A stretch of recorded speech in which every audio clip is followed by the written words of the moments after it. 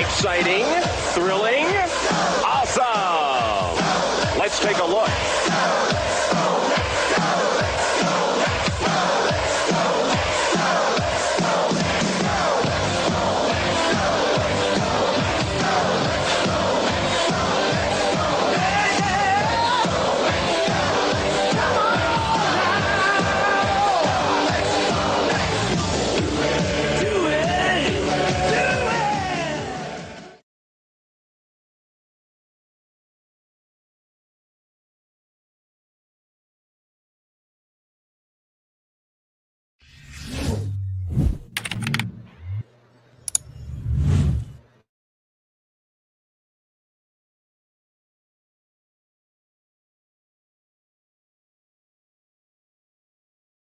Talking Mets hit Rob with another Mets pregame live. Mets Padres game 2 of the series. Hopefully everybody is having a good night. And of course, if you are a Mets fan, it was a nice night to be a Mets fan. Yesterday, I did go to the game yesterday with Scherzer on the mound against Darvish. It was so much talk regarding Mets fans. Hopefully you guys can hear me. Let me make sure you guys can hear me first, because I know there was some issue with my microphone before, but it seems like it's working now. But interesting thing yesterday, all the talk around Mets fans while I was hanging out before the game, while I was getting ready for the pregame and getting ready for the game to start, all the talk was about the Mets cannot beat Yu Darvish. That was the talk. And I do have to say, on a random Monday night, you know, it's not an easy Monday night to go to a game. It was nice during the day. It was very cold at night. And it was a Monday after Easter. Most of the people are back to work after Sunday. Can you guys see me now? I just want to make sure I'm here, right? Hello. So that was the talk around town, was the Mets cannot beat Yu Darvish. Cannot beat Yu Darvish. And you know what? It's kind of funny because of the fact that, and Ken actually heard the announcement, and I found out the amount of people that were there. They said there was 32,000 people at the ballpark. I think there was 35,000 tickets sold, and 32 actually got their tickets scanned into Citi Field. So I was, because you know, sometimes they'll give you the ticket sales number, and then it's like, yeah, not even close. But actually, I found out there was 35,000 tickets sold, which is, you know, a few thousand from a sellout. And 32,000 people actually went to the game, scanned the ticket. So it was a good crowd, and I told these people that were commenting about the game. I told people about the way it sounded at Citi Field. There's only the fourth. Yesterday was only the fourth game at Citi Field. That was the loudest I heard it since the home opener. The home opener wasn't even that loud, because I know how people felt about this team. I know people were down on this team. People were not very happy about this team. You know, I don't know if it was the Edwin Diaz injury. I don't know if it was the moves for the lineup. Whatever it was, the fans seemed like there was this nervous energy, this nervous, excited to be back at Citi Field, excited baseball's back, but there was something missing. Right, the two biggest ovations was Vogelback and Alvarez. Even Alonso was pretty big, but not bigger than those two guys. And last night, Mets fans were back, and I'm very critical. Well, John, it's very easy to beat the Cincinnati Reds. I'm the Miami Marlins, right? I know that. Trust me. This is a team that we're all going to beat up on at this point. They're not as good as we actually thought, right? So Mets fans really did show up. And listen, I went to the game thinking it was going to be about 15,000 fans there. I'm not even going to lie about that, because, you know, on Monday night, you know, I know it was against the Padres, but well, John, I understand that, but the 15 runs still only gives you one win, and it doesn't mask all the problems that the Phillies still do have, along with the Mets, as I might add. Because there's some things yesterday, and there's some things listen, every NL East team is going through it right now. And, you know, all of us are jumping to conclusions. All of us are really, really no, they took 2 out of 7. Okay, John, and we beat up the best pitcher in baseball too. So again, we all go off for one game. Come on, John. We were just talking about it, buddy. We were just talking about it earlier when we were texting back and forth, right? We all jump to conclusions and overreacting. Well, you can't overreact to one game, good or bad. And I'm going to be the first one to say it was a nice win yesterday for the New York Mets, but it was one game, right? You can't have one good game and then lose the next day and it wasn't even close. You know what I'm saying? Like, you can't get that overreaction, even though it was a nice win yesterday. But you have to be careful, because you can easily lose this series just as quickly as you can win this series, right? Obviously, the Mets have an opportunity in the next 2 games to win the series. So that's a good sign, right? You always want to take game 1 of a series. I always believe it's always the most important one. The Padres came in red hot. Right, they weren't struggling. Right, they beat the Braves 3 out of 4. After that walk-off that the Braves had in game 1, they took the next 3 games against the Braves. So we have to remember that the Padres were coming in hot, red hot, and that is something that the Mets really don't do well in. Especially even last year when they had a really good season, there was times when a hot team came in and the Mets, you know, they might have won the series, but they didn't look good doing it sometimes. And this year, again, I said it again. I've been saying it for the first 5 games of the season, right? Today is game 12. 12. Game 12 of the season. 7 out of 11 games, and this came about yesterday as well, as I told Ken and I told a couple other people as well. 7 out of the first 11 games of the season, the New York Mets, for everybody talking about the offense this, the offense that, 7 out of 11 games. And I'm going to keep on bringing it up until people shut up about it, because you overreact to one bad offensive game. And then where was everybody who commented on my channel the Sunday they lost against the Marlins when they couldn't score, right? They were nowhere to be found yesterday. So be consistent if you're going to be negative. If you're going to be negative 100% of the time, at least you're consistent. The same people who are 100% positive, Be consistent, but don't be negative when there is no reason to be negative, because the Mets, 7 out of 11 games, scored 5 runs or more. And only one game they lost when they scored 5 runs or more, and that was the Brewer game, where they got swept, the third game of the series. So, Ken, either David said the hell with this channel, because I did block him after the fact that he just did not listen and didn't understand the fact that I didn't disagree with him. But when you're always negative, and there was no reason to be negative at that point, made no sense to me. Last time I checked, the teams that he said are better than the Mets at this moment, right? He talked about the Padres on and on and on. The Mets have the same record. And that was with the Padres getting hot against Braves. And then the Mets shut them down yesterday with Scherzer and the bullpen. So I just don't get it sometimes. Like, I get overreacting. You're a fan. I get that point. But don't only show up when they're doing bad and says, I told you so. Because, no, you didn't told you so, because you can't only come in when it is bad so you can fit your narrative, but nowhere to be found when the Mets are winning, right? I wish I did a live stream yesterday, because I guarantee nobody would have showed up who is negative on Sunday. That is the problem.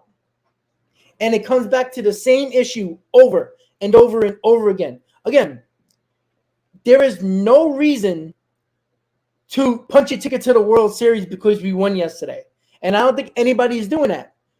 There was people that text me, a couple guys, MTA, Ken, Joe. There was a couple of guys that text me, Grant, all these guys that they were texting me yesterday.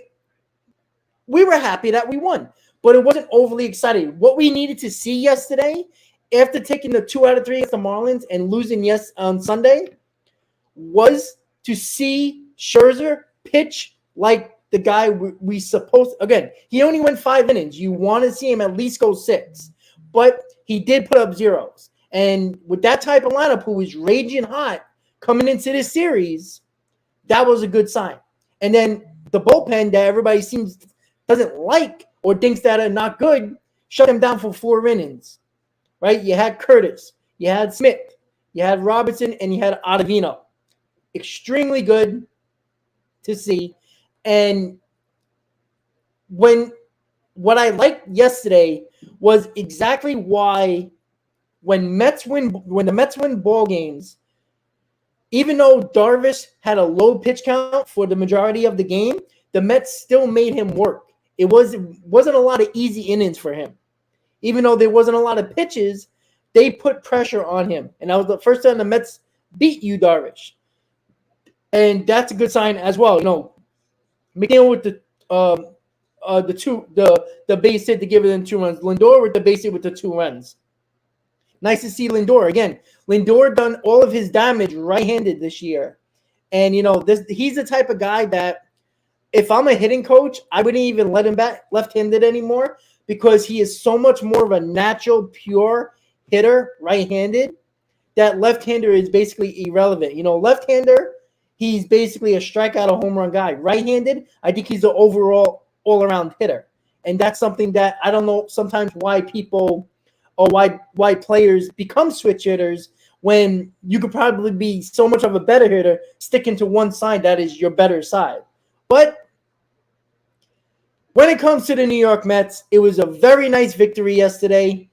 Something that a lot of people wanted to see. And as I said just on the stream a couple of minutes ago, 32,000 fans showed up to Citi Field on a Monday after Easter.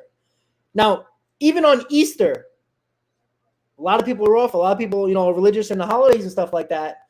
But you don't get 30,000 on a Monday after the holiday on a random, early in the season like that, unless it's a home opener, right? And that was a pretty damn good crowd, more than I expected. At least 12 to 13,000 more people than I was expecting. So that was a good sign.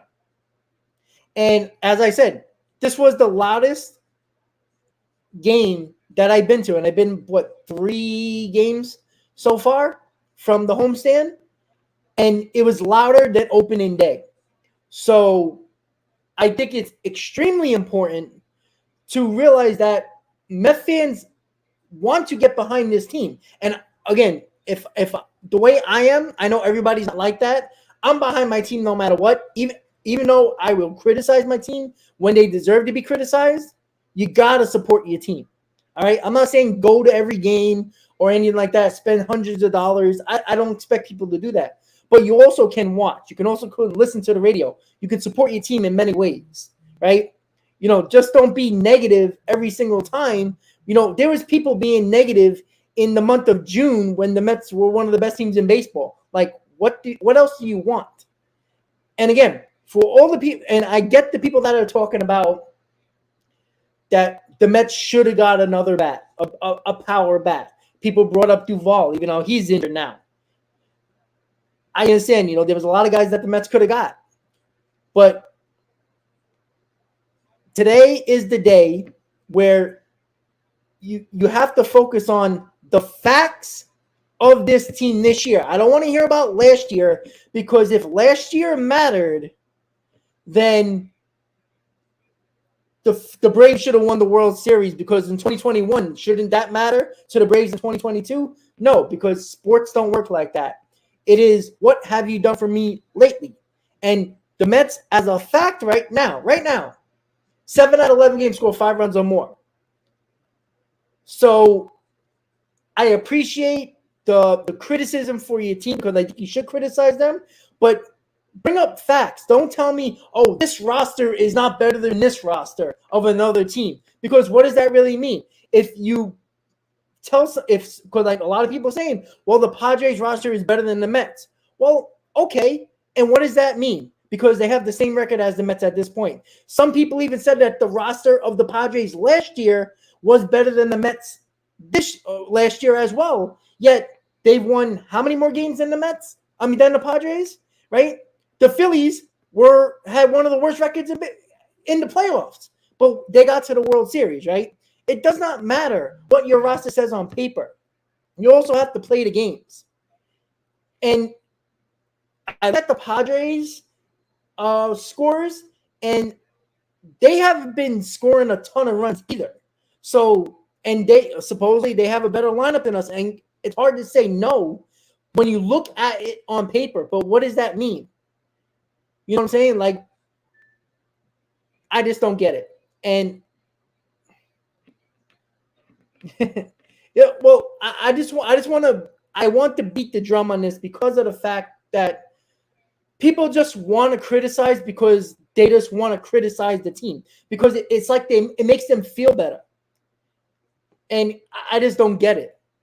It's like, you want to criticize your team, but come up with the facts. Don't tell me that, don't bring up Tomas Nido and tell me that, oh, this is why the lineup is bad, when the lineup is basically on par of what it was last year when it was the best team in baseball for 5.5 months.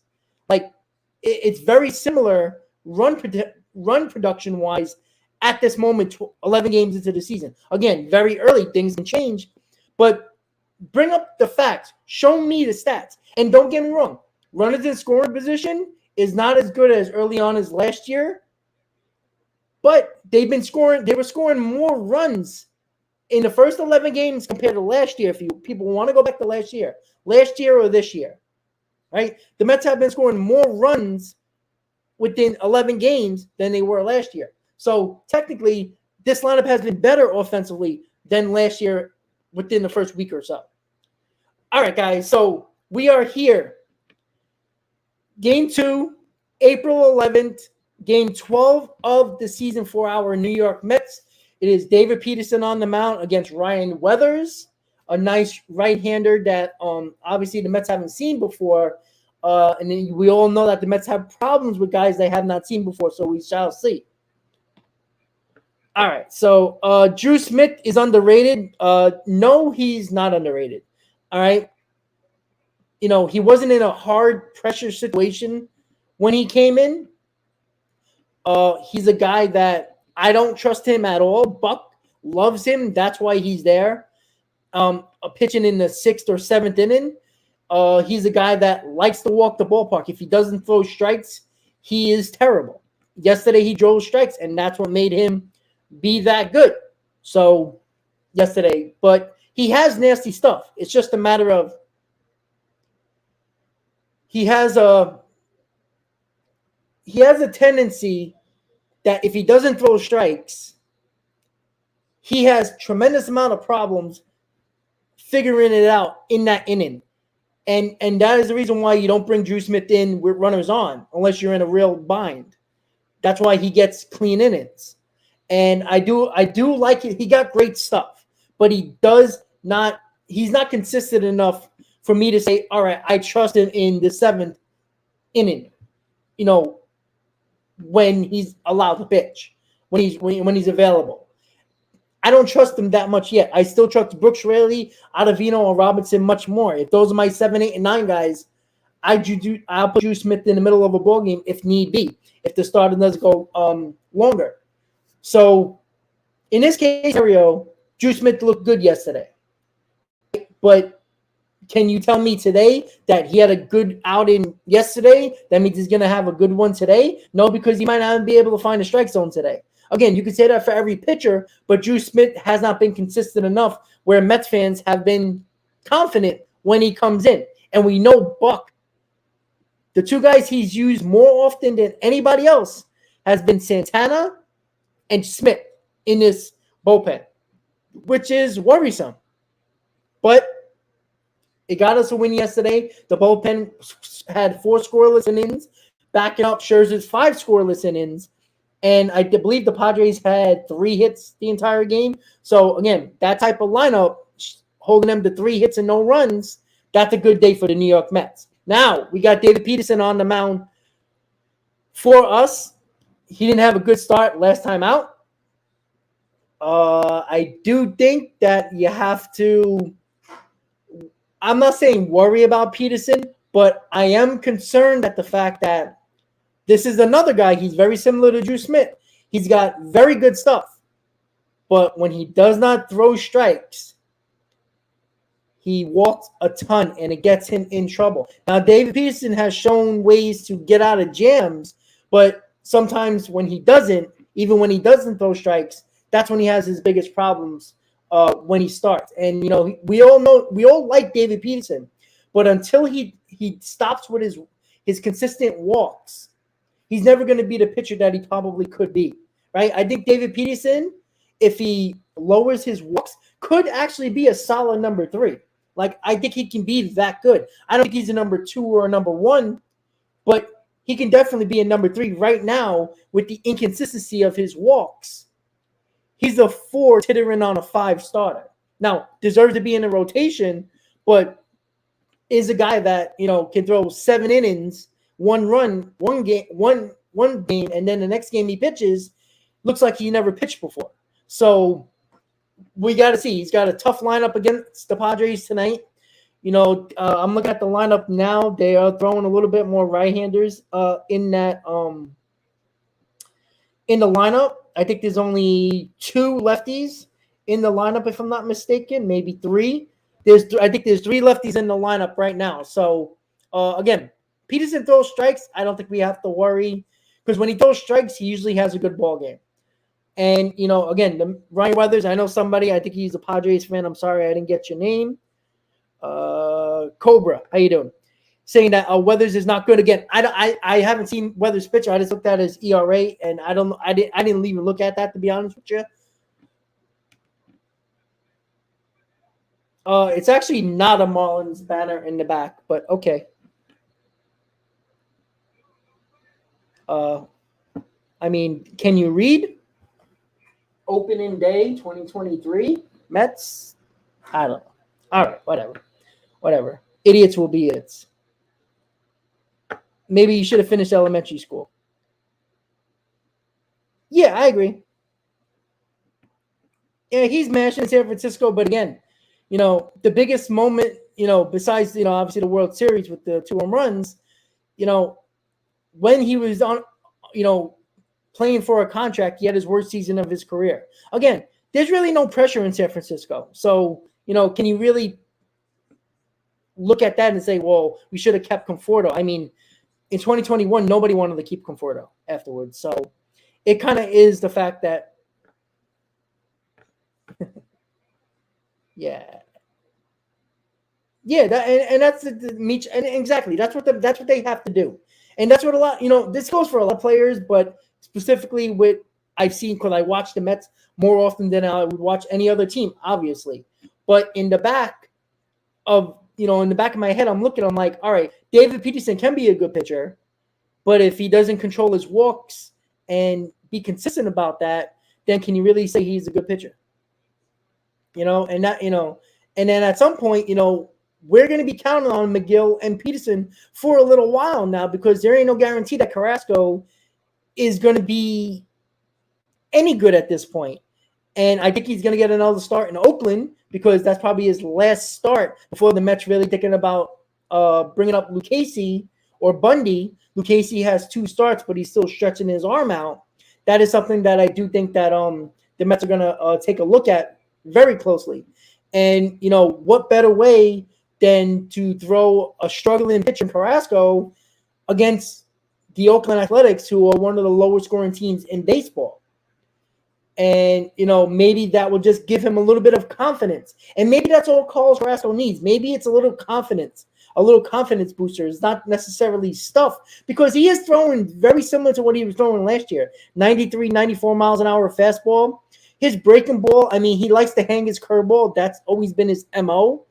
But his breaking ball hasn't been less sharper than last year, and he had the most wins on the team last year. Not saying wins is very important, but you have to, go past 5 innings to get those wins. So he did that, more often than not. But, Ken Carrasco, is it the pitch clock that got to his head? Is it just everything else going on? Is it the pitch clock? Is it whatever it is going on in his head? I think it's more of a lack of confidence. And I think maybe the Mets are thinking, I don't know. Maybe the Mets are thinking, all right, look, we're going to play the Athletics. Again, anything can happen. It's baseball. You don't want to lose a series to the Athletics. That's kind of embarrassing. But it is baseball, and it can happen. Right? You can lose a series to anybody in baseball, no matter how bad a team is and how good a team can be. So why not give him that? So I think he starts the first game of the series, if I'm not mistaken. The first or second game of the series against the Athletics. I think the Mets want to pitch him, give him the confidence against a bad team. And if he goes out there and those 5 solid innings, I don't think they're going to stretch it. 5 solid innings, no runs, 1 run. Take him out feeling good about himself. And then maybe you can give him another start after that, which will probably be the Giants series, if I'm not mistaken. So we will definitely see. That is actually Queens West, with all the Mets on the Giants, with Flores, Davis, and Conforto. But maybe he'll get that opportunity. But I do think this is his last opportunity to stay in the rotation against the Athletics. And if he doesn't pan out, well, what are you going to – you can't keep on throwing this guy out there and basically giving your team no chance to win. So every 5th day is basically a loss. You can't do that, especially when you got Bundy and Lucchesi, guys like that can actually go into the rotation. Might not be better. It might be just as bad. But you have to change it up. You got to try somebody else, because you can't just throw the same guy out there and expect different results when he's not giving you different results. Hey, Michael Lewis, how you doing? Yeah, Lewis, I agree with you about that. I think Conforto could be a better DH. He probably, at the moment, number-wise, yes. But again, you don't know how they would perform in New York once again. I know Conforto was here 6 years, but at the same time, in his contract year, when he's trying to make the most money, he failed miserably in New York. And I don't think it's a good thing to say, oh, well, he probably would have been better than Vogelback and whatever DH the Mets have. Probably, but there's no guarantee of that, right? Numbers-wise, yes, right now, of course. But when you're doing it in San Francisco with no pressure, it's a different story.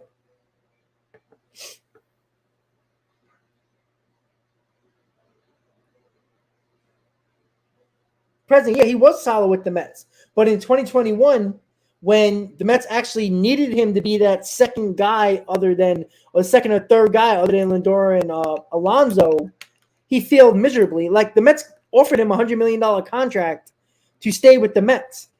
He was so confident he would get a hell of a lot more, and that was the year he had a terrible year. So the pressure of the contract, the pressure of New York starting to get to him when he was getting booed off the field after his at-bats became a problem.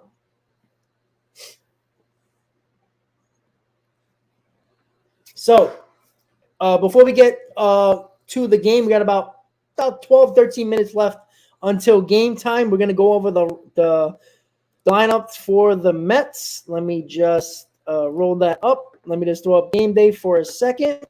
And I'm going to put the Mets. Hold on one second, guys. Just want to let that load 1 second. And the Mets lineup are going to be scrolling on the bottom of the screen in just a second. There we go. All right, so it's up there just in case if you can't listen or you missed it. It will be on the going across your screen on the bottom for the entire game. So let me just wait for game day to load up. But I'm going to do it through my handy dandy scorecard right now. All right, so for the New York Mets, Brandon Nimmo leading it off playing center field. Starlin Marte batting second, playing right field. Francisco Lindor batting third, playing shortstop. Pete Alonso cleaning up, playing first base. Mark Canha DH, and once again in the fifth spot, Jeff McNeil playing second base, batting sixth. Tommy Pham getting the start in left field, batting seventh. Eduardo Escobar playing third, batting eighth. And Francisco Alvarez is catching and batting ninth to end the lineup. And that is your New York Mets lineup against Ryan Weathers of the Padres. Now the Padres, let's go. Xander Bogaerts leading off, playing shortstop. Machado, third base, batting second. Batting third, Juan Soto, left field. Nelson Cruz gets the cleanup spot. DH and Cronenworth playing first base, batting fifth. Kim, second base, batting sixth. Campusano catching, batting seventh. Grissom, center field, batting eighth. And Dixon, right field, batting ninth. That is your lineup for the Padres against David Peterson and our New York Mets. So game day is actually popped up. That's a good sign. It's been acting up. But what else is new? All right, let me just set this up really quickly. So obviously, guys, if it's your first time here, say what up in the chat. Do not be shy. Everybody is welcome here as long as you keep it respectful on here. You can root for your team all you want, even if you are not a Mets fan. I understand that, and that's okay. Root for your team all you want. And we're going for a series win in the next 2 days. No matter what, the Mets have opportunities to win this series. And I think going into this series, what was the goal, right? I think your goal is always to win the series. And it is icing on the cake if you sweep a series. Again, this Padres team is very good. You know, it's going to be not easy to sweep a series against this team. But the hot Padres stopped their winning streak at Citi Field last night with a Mets 5-0 victory. So Scherzer looked good through 5 innings. Need him to go at least another inning or so. I would take that a little bit more, but his pitch count did get a little bit high. The Padres, especially in the second and third inning, were fouling off a ton of pitches that were actually really good pitches from Scherzer, but putting up good at-bats against Scherzer, which really increased his pitch count, which is why he only pitched 5 innings. I think he pitched 98 pitches in 5 innings. Again, you always want that to be at least another inning. 6 innings with the no-run ball would have been, perfect for what we were expecting on a chilly night, because it was very warm out yesterday in the afternoon, and then once the sun went down, it got cold. It was cold for sure. So you're in that cold weather. You remember the Mets have been in a dome for the first 7 games of the year, and it was a controlled environment. Coming to New York in the Northeast, chilly, right? You're not going to be, your body's not, you're going to feel it a little bit. And I do think that I don't think it was the reason for Scherzer only going 5 innings, because the Padres put a lot of good at-bats together. But even if he was pitching really well, I don't think he was going to go past 6 innings anyway in the first month of the season, because you want to save those innings for later in the year. So we're just waiting for SNY to start the game. I believe it's a 7:10 start, if I'm not mistaken. I believe it's 7:10. Let's say, yes, 7:10. All right. So 7:10. The Mets are on TBS, so they're on the national game. Okay, cool. Well, the Diamondbacks have played well. A lot of their young kids are starting to, develop now. And, again, I didn't think the Diamondbacks were going to be. I don't think anybody chose the Diamondbacks to look good, but it is early on, right? We see this every year where the Pirates or a team that wasn't expected to do anything play really well in the first like 10 to 15 games, and then they start to tail off a little bit. And I don't know why I said Ryan Weathers, the righty. He is a lefty. I'm sorry about that. That was my fault. Robert, yeah, the scoreboard is huge. It's very noticeable. Just watching the game, like I mean, it lights up the whole stadium. Like you don't even need lights. Like that's how bright it is and big. But it it's a different experience, right? I've been to ballparks where Cleveland has a huge scoreboard, which is pretty cool. I know Philly extended their scoreboard as their video board as well. I haven't been there yet with the new going there with the 7 line in June, if I'm not mistaken. I think it's in June or May or June. Whenever we play Philly, when the 7 line's going, I think it's May or June. So it's going to be cool to see a little bit bigger. Again, it's not Citi Field big wise, but it's always cool to see scoreboards that are pretty big. PNC, it's not huge, but I like the setup of it as well. But yeah, the scoreboard, if you guys can go, check it out. Like I know, like you've seen pictures. I posted it on my community page. Pretty cool. I like the new graphics that they have on it. They are the smaller scoreboard video board that is near the Coca-Cola corner. They're going to extend that as well to the left because you already see the brackets up to extend it another 15 to 20 feet. Like you can see it. I think I took a picture of it. Maybe I'll post it on my community page. But I don't think they were like planning on doing it. But I think they wanted to. I just think they didn't have enough time to do it through the off season because it does. It took almost the entire off season to finish that huge scoreboard. So. That smaller scoreboard is going to get extended to the left. It's going to go, I think there's going to be this much space between the big scoreboard and the small scoreboard. And you already see there's 4 new brackets on the left side of it where they look like they're going to extend it again. That they might not be doing that, but the brackets look similar to the brackets that are holding the video board up already. So I'm assuming they're going to extend it. Maybe on this 10-game road trip, they might do it. I don't know. But that seems like a lot of work. If it doesn't get done, it might look really bad if they don't finish it. You know what, Meech? They might be doing that as well. I don't know. Like I said, there's brackets up there that looks like there's going to be a board up there, like an extension of a video board. Again, I don't know what they're doing, but there is new brackets up there that wasn't there last year. So we'll see what happens with that. And usually when you have a long road trip, there's always something changing. Like in last year when we went on that West Coast trip, we came back and there was new video boards all around each of the sections of Citi Field. Like there wasn't all of them there. Yes, Jessica, thank you so much. Hey, Jessica, how you doing? One of our friends from the 7 line. June 24th. Thank you. I knew it was the 24th. I just couldn't remember what month. So yes, June 24th. So we are getting ready for Mets and Padres. They're showing the 2 ground balls that stood fair yesterday down the third base line, which is pretty crazy. Aiden says a 3-hit game. Hey, listen, as long as it's a 3-hit game and a W, I'll take it. Yeah, I know a lot of people are going to the Mets game tomorrow because it's supposed to be beautiful out. I might, you know what? I'm like 5 minutes from my job.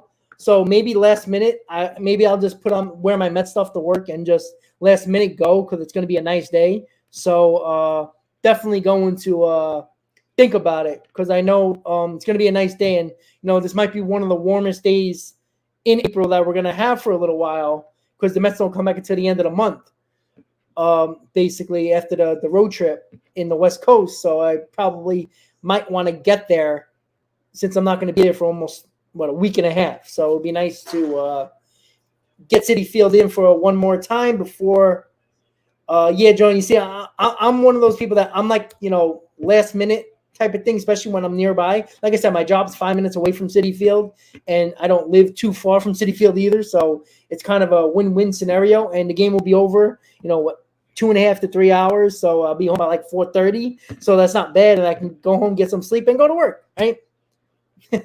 So, and like I said, I work tonight, but I wanted to do this game because it's an important series for the Mets. You know, there's big lines outside Citi Field right now, and I do think they're expecting a pretty big crowd tonight, if not a little bit more than last night, and that's a good sign, guys. Really good sign. Aiden, thank you for subscribing to the channel. Hopefully you enjoy the channel. And this is kind of the setup that we have during the game as well.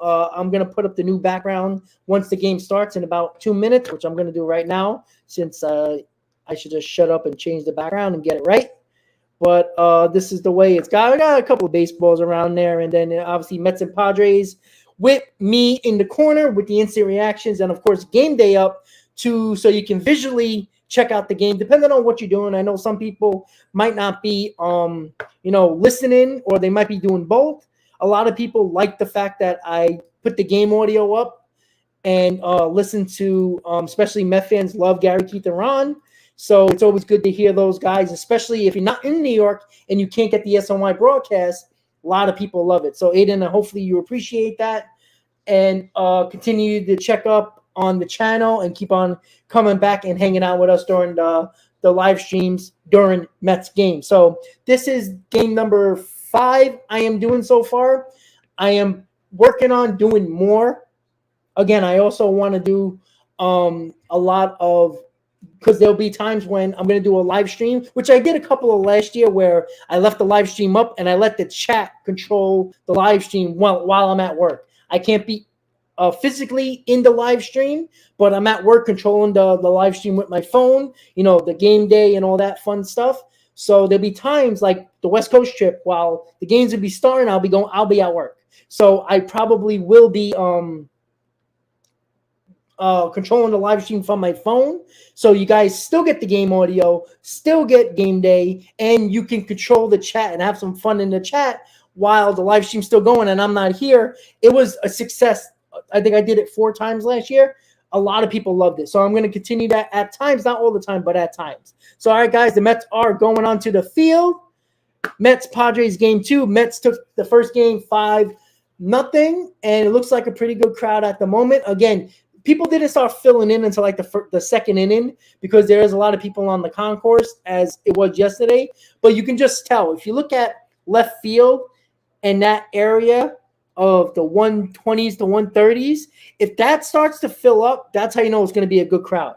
That's an easy way. Everybody thinks, oh, look at the left field upper deck. The left field upper deck are the worst seats in Citi Field. So, all right, guys, first pitch, Peterson on the mound. Let me know in the comments, guys, if you can hear it. Okay, that's cool.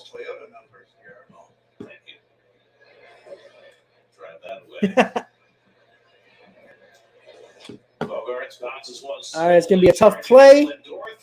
Nice play. 1 out. Let me know in the comments, guys, if you can hear it. Thank you. Don't forget, guys, to please hit on that like button. Let's get this stream out to more baseball fans, particularly Mets fans if they want. Neil is back at second base, where he's very adept, of course. Fan gets the start. Yeah, this is the first souvenir cup of the season. Got Buck Showalter on it. And Machado hitting second. They were a rough night last night, went 0 for 4 at the plate. And it's been a strange start for Machado. Let the volumes go. Yet hit a home run, 43 at bats into the Shut up, Gary. I don't want to hear about Machado not having a home run. In his 11 years in the big leagues. He didn't catch up to a fastball yesterday, Harry. He was throwing curveball down 1-1. He's also hitting a high average, 389 against lefties, 7 for 18. So he's struggling against the right-handers, and he certainly did last night. There's a nice changeup by Peterson, fouled off by Machado, 1-2. Your Delta leaderboard stat, OPS in the National League last year. Machado finished third in that race. He finished second in the MVP race behind Goldschmidt. Come on, David. Peterson ahead 1-2. And Machado gets a fastball and fouls him up. 96 for Peterson. And you see that a ball kind of ran in, and Machado was late on the target. That Scherzer, 5 scoreless innings last night, despite an enormous number of long counts. Pitched carefully and wound up pitching well. He really did last night. Really mixed up his pitches. Remember, he got jumped early in that first inning and started Milwaukee all on fastballs. They had 3 ropes off them. Then they got him 3 home runs in a row on breaking balls later. Machado wastes the changeup, and it's 2-2. Machado then Juan Soto. Big on deck.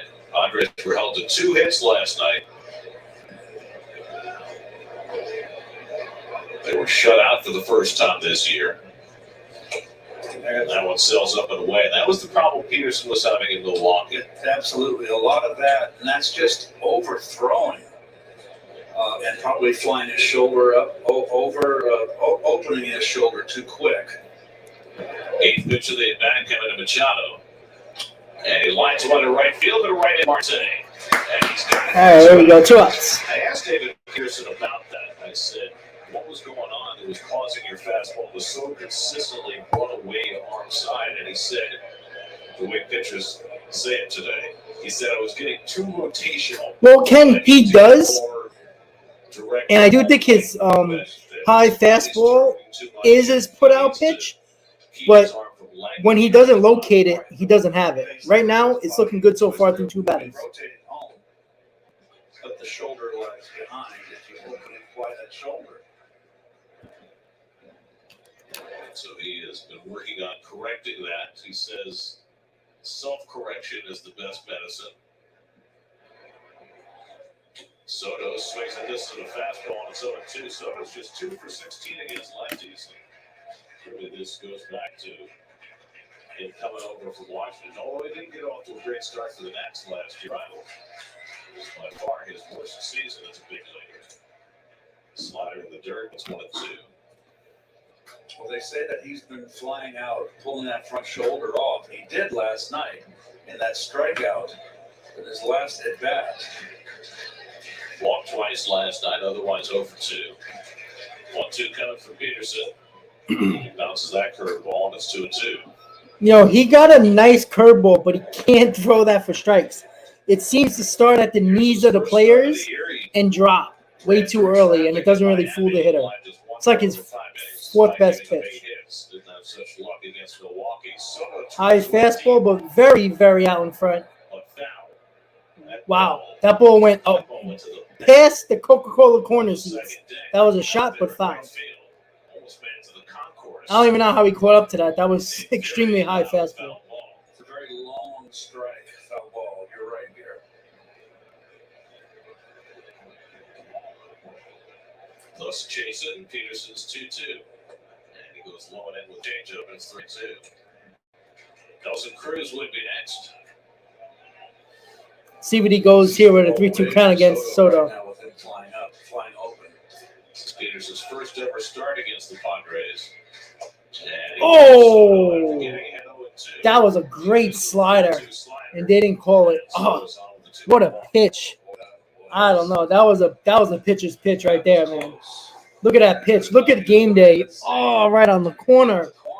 Jeez. Oh, come on.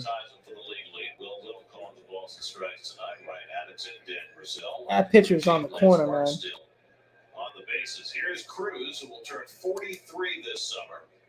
On Sunday, he became the 3rd oldest player to drive in 6 runs in a game.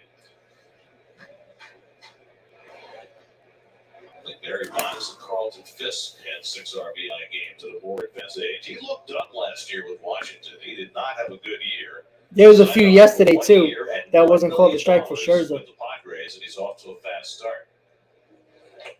There you go. Stay high fastball on Cruz. He's not going to catch up to that. Anything waist high to the knees that is soft, he can catch up to. High fastball, he can't catch up to. Come on, David. Let's go.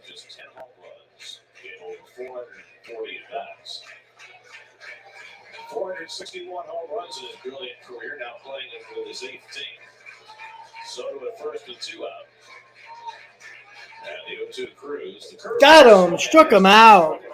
Wasn't a good curveball, but did get him out on a strikeout, swinging. David Peterson got out of the inning with not much trouble. Going to the bottom of the first. Mets, Padres, no score. All right, guys. So that's a nice start for Peterson. Again, this is the first time the Padres have seen Peterson.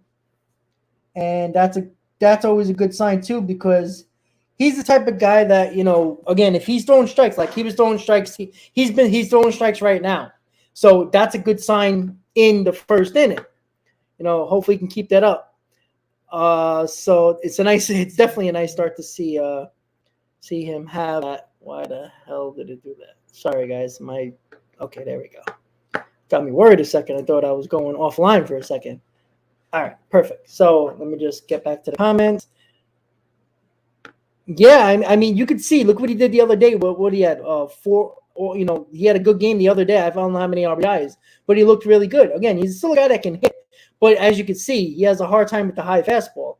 And if you throw soft stuff to him, middle in, waist to knees, he can kill you. He's not a guy that can catch up to a 97 miles an hour fastball anymore. So, but he's still a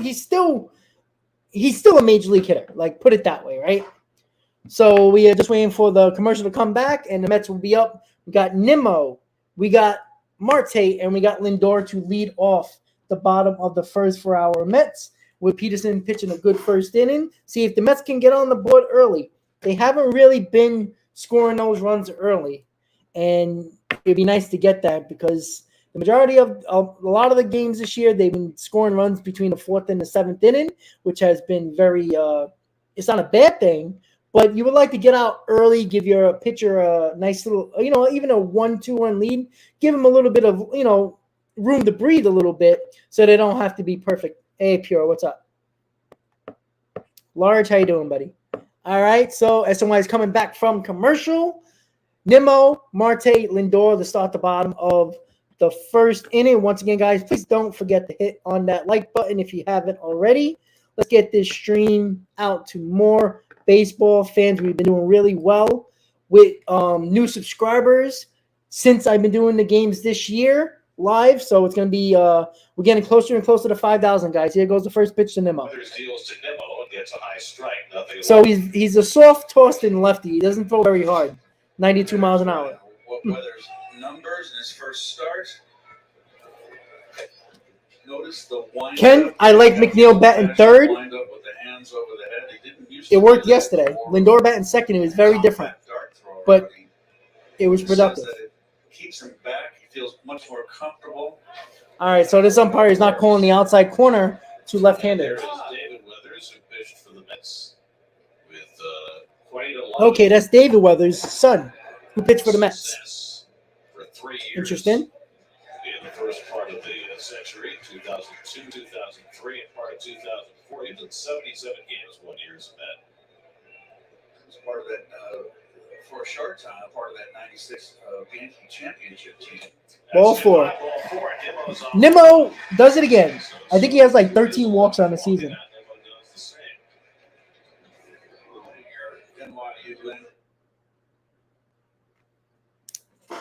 All right, SNY win. Audio. Oh, there we go. Oh, what happened to SNY? What's going on? All right, they fixed it. Dahl, who was put on the IL, is in right field. So here's Marte. And look at Marte bunts. Gets it down. Weathers off the mound quickly. Safe. Yeah. Base hit. Nice bunt by Marte. There we go.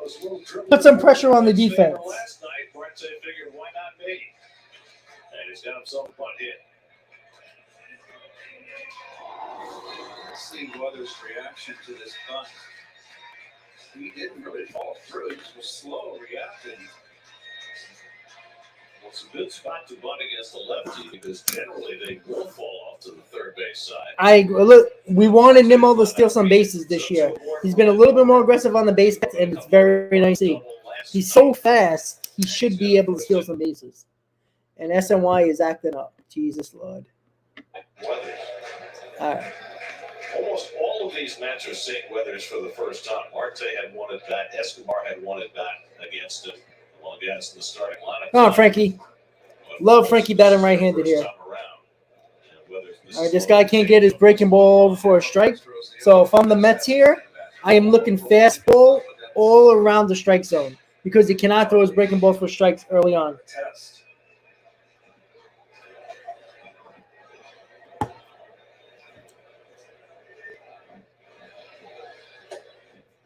Lindor takes that changeup down. It's 2-1. Weathers made his big league debut in the postseason. He was 20 years old. They called him up to be on the postseason roster, and he pitched an inning and a third against the Dodgers in the league division series in 2020. That was his first major league appearance. Oh, that was a generous strike. Slider Jesus. strike, and it's 2-2. And then he got off to a great start in 21, but then he suffered a fractured ankle, and it all went south for him. Last year, he spent most of the year in the minor leagues, getting hit awfully hard pitching for El Paso. So all right. Lindor 3-2. 3-2 count. You take something with a grain of salt in the Pacific Coast League, and especially El Paso, a very prolific hitters league. But he gave up 31 home runs in 123 innings in AAA last year. He's in the rotation right now with Joe Musgrove still on the sidelines. Ball 4. All right, bases loaded for Alonso. So a heap of trouble right off the bat for Ryan Weathers. Bases loaded, nobody out. And Pete Alonso. Come on, Pete.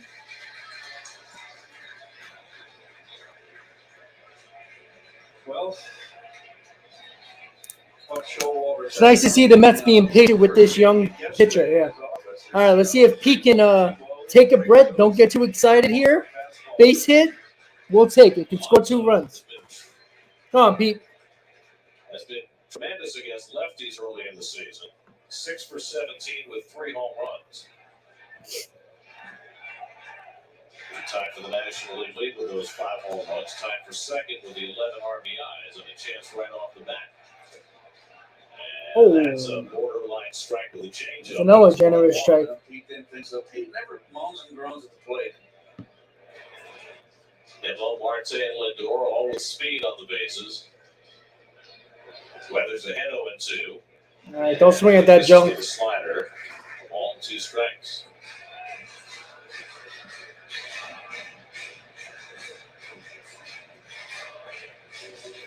Always indicating how many out there are as he takes his lead. That's a 0 with this. 0. 1-2 coming. Oh, he missed that hanger. Oh, that was the pitch, Pete. Oh, that was the pitch for Pete right there. Just a little under that pitch. The Bucs are going with a 6-man rotation, so it's been 8 days since Weathers' last pitch in his first start against Arizona. Good eye, good eye. This time Alonso with a fastball 2-2.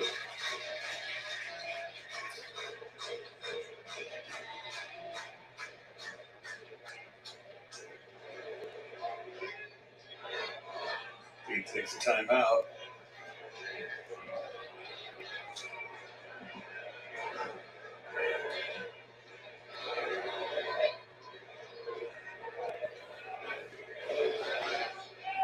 Weathers just trying to get his feet underneath him.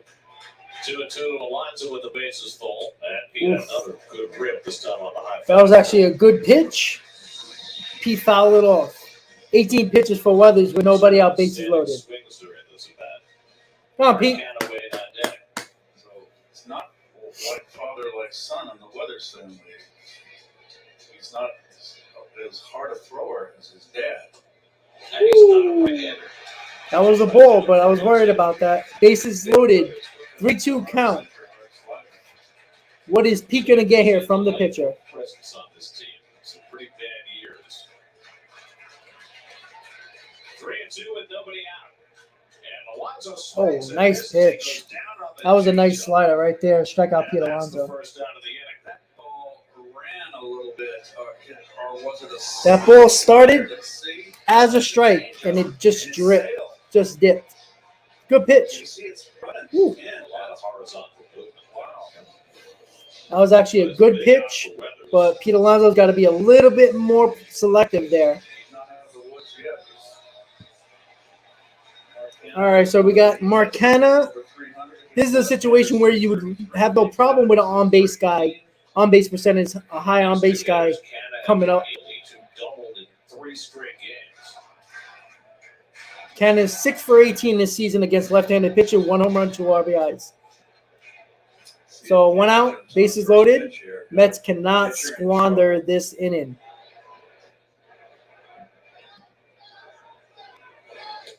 Ooh, Canada swings past the fastball. Another pitch to hit that the Mets missed. You don't want to get this kid confidence here. He's got nice stuff. First-round draft pick at high school. Left view. Throws hard. Another one. For a second strike. Uh-oh. It's 0-2. This kid got confidence in that high fastball. He's right over the top, too, Gary. He's ball straight. And that man asks for time.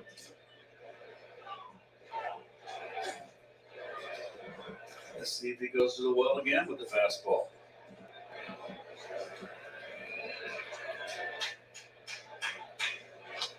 And he goes to the changeup and kind of fouls it off. Jeff McNeil waiting on deck.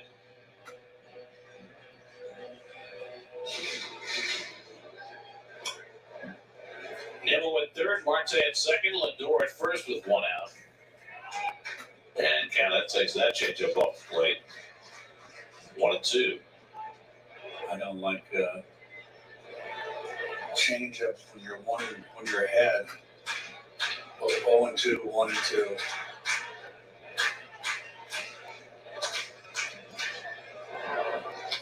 Why?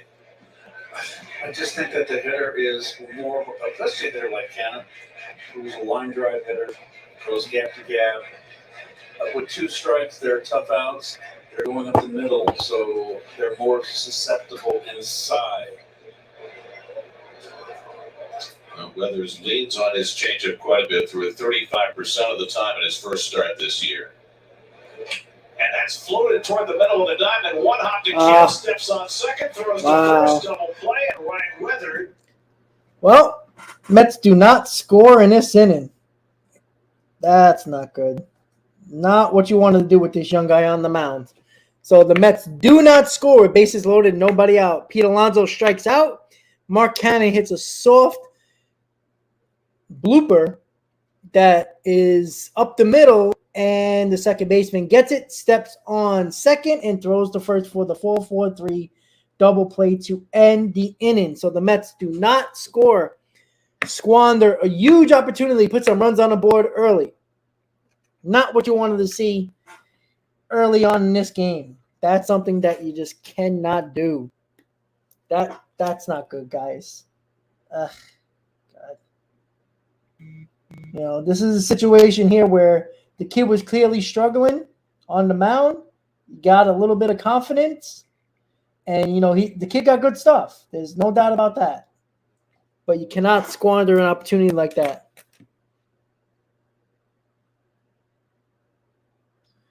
And the Mets do not score. 1 hit in the inning, 2 walks, and 3 left on. Not exactly what you wanted from the Mets. Yeah, you're right, Bernard. It cannot just happen. Cannot happen. Cannot happen. That's a crazy stat for a guy who's a 40-plus home run guy, 100 RBI guy, and under 200 with bases loaded. You know that. What does that tell you? That tells me that he is just too pumped up, too excited, too excited. Like he got to calm himself down a little bit. A base hit scores 2 there. You got Marte on second base there. A base hit scores 2. A sac fly. Like, I don't understand some of these batters where I understand you're a power hitter, but get that ball in the air. Get a sac fly. Get a run in. Put some pressure on the pitcher. All right, so top of the second, no score in Citi Field. So you just don't even help Peterson in the first inning. His way through it. David Peterson faces Jake Cronenworth as we start the second. Cronenworth 0 for 4 last night. He's off to a rough start, hitting 189. 2-time All-Star, takes a strike, 0-1. Correct, 2 Hebrew. for 17 That's what he against tries the to do. left-handers. He's And that's why he struggles with the bases He's loaded. the kind of guy that he's deceptive. He's got power. What little I've seen of him because of the scheduling, it's going to be worse now with the new schedules other than playing on American League teams. He likes the ball middle in from what I've seen. Peterson throws a fastball. Cronenworth takes it the other way for a base hit. So there's the first hit of the game for the Padres. Cronenworth with a leadoff single on the second. A little inside out here, not a bad pitch. A situation where you don't see the shift anymore, but they actually shifted. Lindor was playing just left of second base. If he's playing his normal position, that's a ground ball right to him.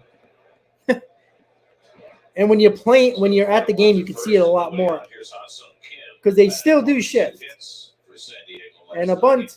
That's a nice bunt. Oh, nice play by David Peterson. Good job. So it's a sacrifice for Kim. Well, if he intended that to be a sacrifice or intended to try to bunt for a hit, either way, Peterson did well to get the out. That's a tough play decision for the first baseman. The pitchers, Pete, you saw him back up first and then come back in.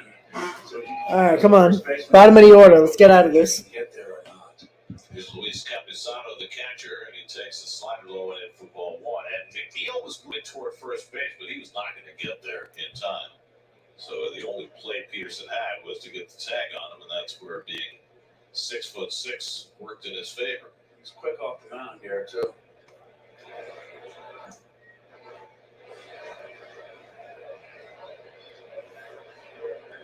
Campusano hits one back up the middle. Oh, come on, Jeff. Grab of it. Turning third, but stopped Damn. there is Cronenworth.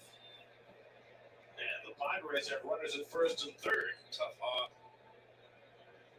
McNeil shaded behind the bag against Campusano. I think they hit the lip of the grass. No, it did not. Usually McNeil makes that play.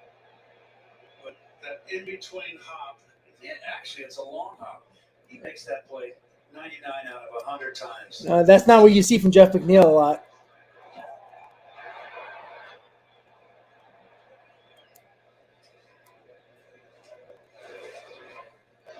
Right through the wickets. So first and third and one out. Now Trent Grisham, they're going to score that base hit for Campusano. And doing a double play down. Escobar staying close to the runner at third. And a half swing, and Grisham did not go around ball one.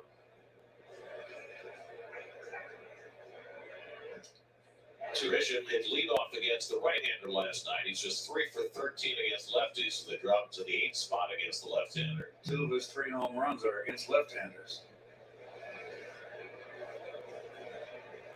And slider in for a strike, and it's 1-1.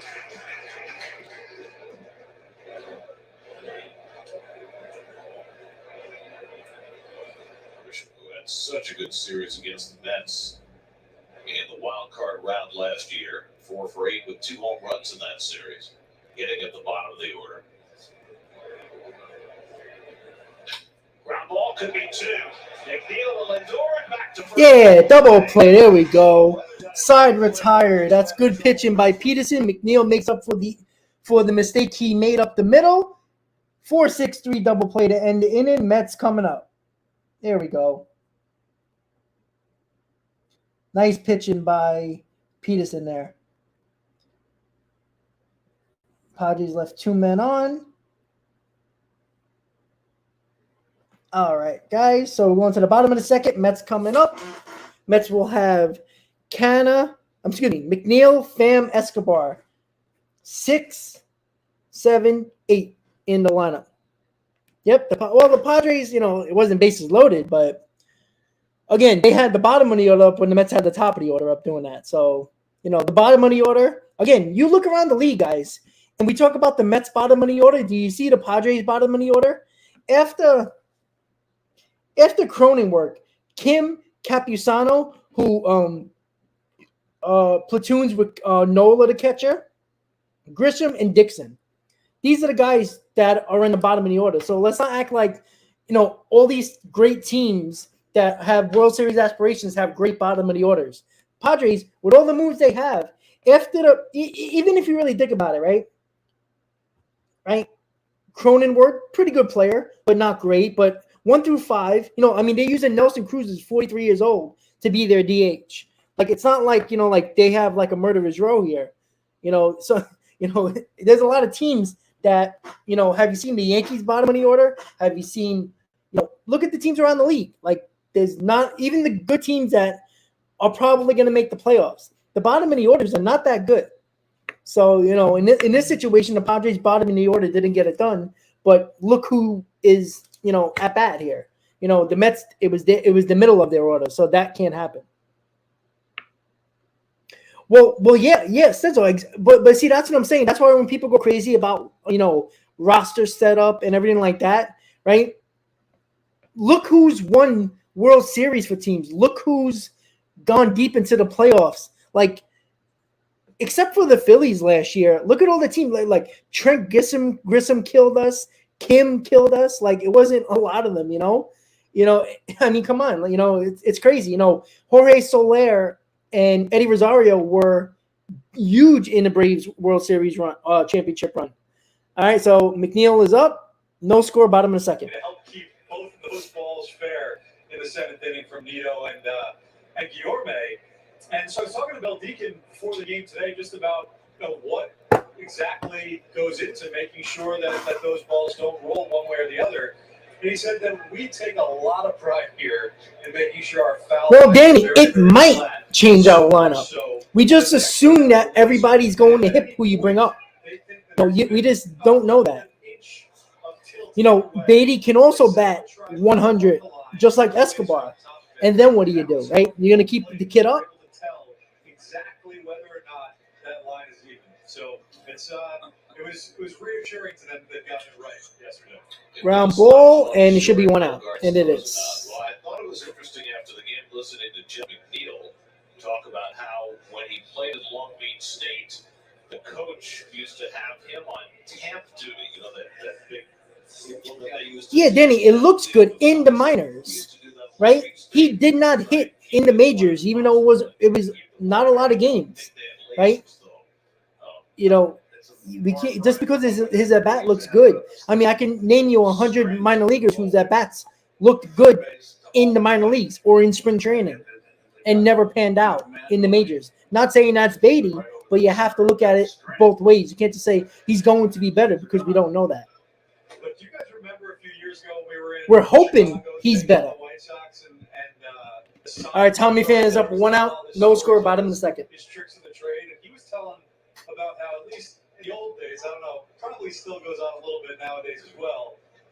Certain teams would, but that doesn't relate to success at the major league level.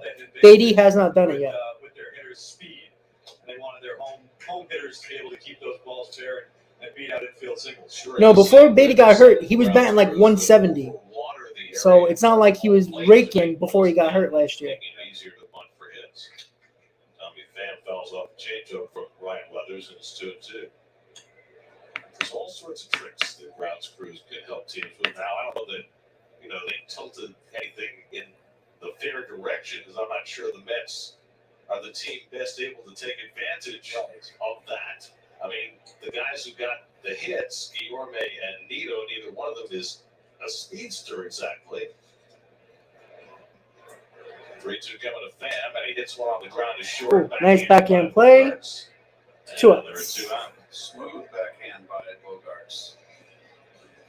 And it's no unfair advantage because both teams are running on the same field. Right, but if you have one team that's a team of sluggers and one team that's a team of speedsters, that you play a slightly different game. So they're Well, that's the whole point, buddy. Hey, you were just on TV. Made him start. It's Eduardo Escobar. And Escobar pops it up. Should be the end of the second. And it is. So 1-2-3 inning for the Mets, bottom of the order. That means Alvarez will lead off the bottom of the third. No score going to the top of the third.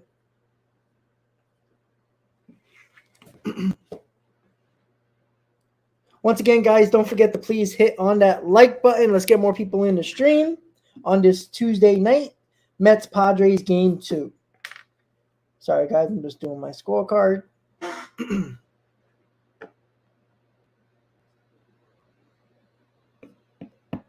All right, we're talking about Willie Mays here. I mean, but you can name one Willie Mays, but you can name about 5,000 minor leaguers who had great minor league careers or looked great in the minors and never panned out in Major League Baseball. I think we have to stop looking again at history and just assuming, because if you want to go back to history, let's talk about the Mets history with prospects too, right? Last year's Millers was hitting 400 in all of the minor league systems. And what did he do in the major league level, right? You can look at tremendous amount of hit. There's only a certain amount of players that stay in the major leagues. So there's a ton of players that look good in spring training, look good in the minors. That doesn't mean they're going to pan out in the majors. We just don't know. I do think Beatty's going to be good. I'm on record saying this. I think Beatty's going to be a better overall hitter than every one of the Mets prospects. At least the top prospects right now that are looking to actually come up to the majors, like Vientos, better than Alvarez, better than Mauricio. I think Beatty's going to be a better overall hitter, and I'm talking about average and power. I'm talking about Beatty can be a 20 to 25 home run guy, but I think he can bat 275, 280. Mauricio, average-wise, I think that's again, minor league averages don't matter because these guys that hit 370 and then hit 240 in the majors. So, yeah, well, yeah, man, that's 100% true on that one.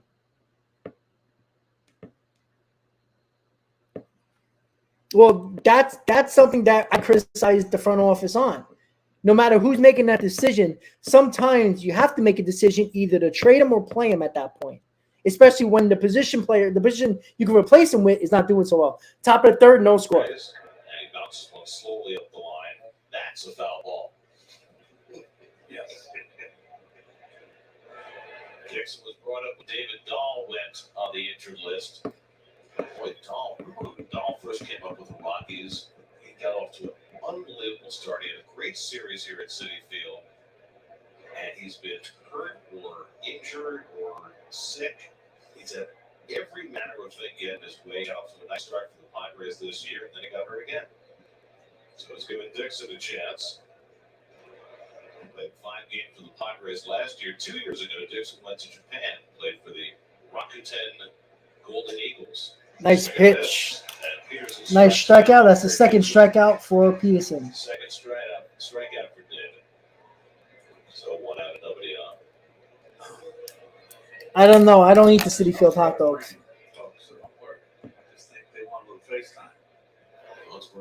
No, I'm bringing it up because it is a fact. Not saying that he's going to be a bad player. You're not understanding my point, though. I don't want to hear about Willie Mays. I don't care about Willie Mays.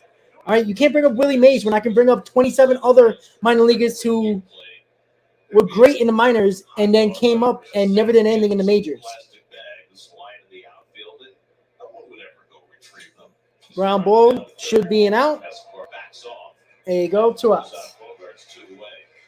was watching between innings, and one of the young women on the ground crew, there was one piece of paper on the warning track at left center, and she sprinted all the way out. But Beatty is not in his prime yet. All right, the prime is not yet. All right, that doesn't. His prime is 2 or 3 years into the league and getting better. All right, that's his prime. You don't bring a kid up and say, okay, that's his prime. It's not like that. Not everybody's Juan Soto. Not everybody's Bryce Harper. Ground ball should end the inning. Yes, quick inning for David Peterson. Solid 3 innings for David Peterson going to the bottom of the third. Mets will have 9-1, 2 up. Alvarez's first at bat of the game. All right, that was a nice quick inning. And you know what David Peterson's doing? Throwing strike. I agree with that. I do think the big, and you know what? Beatty wasn't good last year. The limited time. Again, it's very small.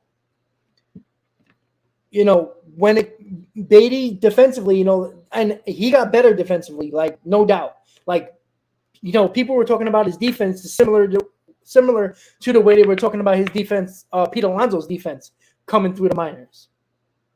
And Beatty, you know, I believe it was who the hell was it? Was it Trevor Story? I believe it was Trevor Story that Brett Beatty worked out with and took some lessons with, and you know, to be a good infielder and stuff like that. I think it was Trevor Story. If it might have been somebody else, but I think it was Trevor Story that he worked out with during the offseason.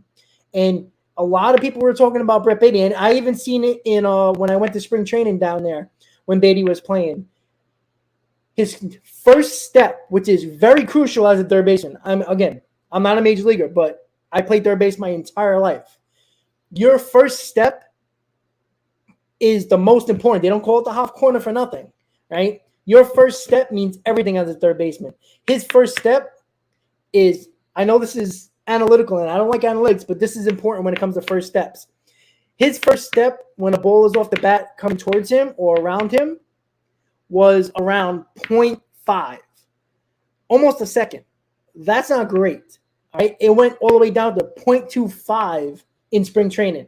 That is a huge difference because that means you can get the more balls. And he has no problem getting to the ball. And it was a similar thing that we talked about with David Wright. David Wright caught everything, but he had that motion similar to what I had throwing the ball. He'd like to throw the ball 3/4. So sometimes if you don't get enough on it, it sails and goes like this. And that's something that Beatty, he throws very much over the top, and he gets lazy with the throw. So hopefully he doesn't hear. All right, Alvarez is up. Bottom of the third, no score.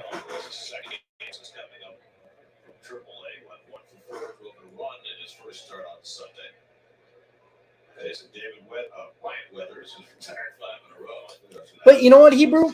I understand. I don't think organizations always screw up players. You know, it's not like T.J. Rivera didn't play either, right? It's not like he landed with another major league team and got good, all right? You know, he didn't. Good eye by Alvarez. That's true, Ken. The guy always made a barehanded throw to get the bunt. Always. It was amazing. Ooh, ooh. She scored over 2,000 points in her college career. So, you know, Kelly probably has much to do with Ryan being a major league pitcher as Ryan did. It's fastball, strike 3 and 2. Where's Tennessee? Of course. They were NAIA at the time. Now they're a Division I program. And Alvarez Ground ball should be an out. Weird hop off the lip, but All right. Well, last year, the Padres made it to the National League Championship Series, beat the Mets, as you know, and then upset the Dodgers, which was a shock, 3-1 before being eliminated by the Phillies. They finished, I don't know. Yeah, that's true, Hebrew. I get that. But you know, the Braves won one championship since what, 95? And everybody considered them one of the best front offices in all of baseball, bringing up young kids. You know, they got their world championship in 2021, but it's not like they were winning every couple of years with their young kids. You know, they've won, you know, they're a team that you could say they choke because they win divisions almost every year and have one championship in 30 years.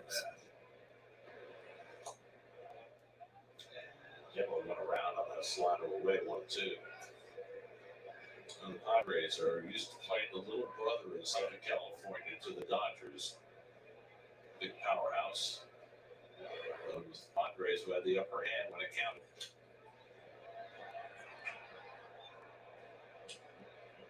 Emo drew a walk his first time up. That's a base loaded, but nobody out in the first. Exactly, Henry. Now, Ryan Weathers is settled in. Retired 6 in a row. Marte on deck. And Emo bounces one foul. Weathers likes to throw changeups. Tampa's winning 3-0 against Boston. On the year, they've got their ace, Shane McClanahan, on the mound, shutting out the Red Sox to this point. 11-0 they're going for. It's crazy. Or is it 12-0? The record was 13. 13, yeah, the Braves in 82, and the Brewers in 87. You know, the Braves almost lost that division that year. If I recall correctly, they first 13, and then they lost their. Oh, Hebrew, I said it was a bad trade from the beginning. I mean, Ruff is not a good enough player to trade 3 minor league prospects, even if they're lower level, and a major league player in J.D. Davis. It made no sense.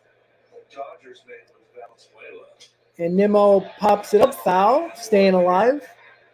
Typical at bat, fighting off pitches. The Dodgers made a mad rush at it and just fell short. And those days there was no wild card, so. And Nimmo hits one, foul.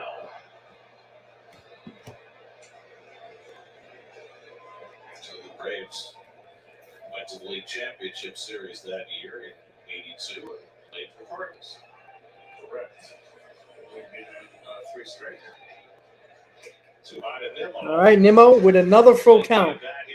Good at that. 10 pitches, and he's worked the count full.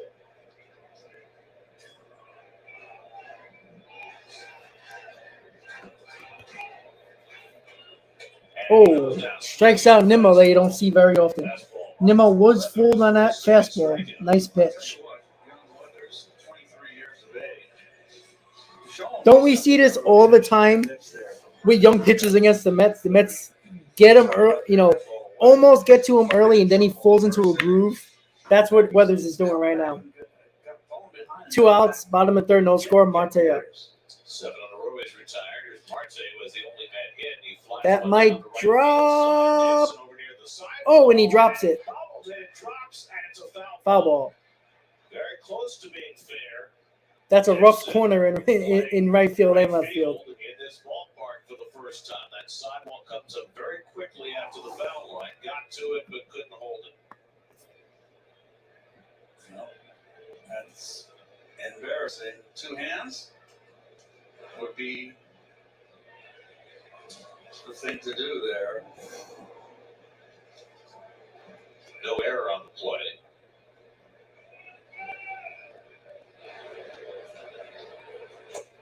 Marte skips over a slider. It's 1-1. Yeah, but Hebrew, we just talked about the bottom of the Padres order. It's just as bad as the Mets bottom of the order. Look at it. It's not good. So they don't – after the 5th spot, they're not filling nothing out. To the right of the mound. Oh, let's not talk about Murderer's Row because Alvarez has 1 hit in, 7 at-bats? Like, he hasn't done nothing either. That doesn't mean Beatty and Maurice are going to come up and be great. And that's a – oh, wow. Nice catch. And the inning is over. Top of the 4th coming up.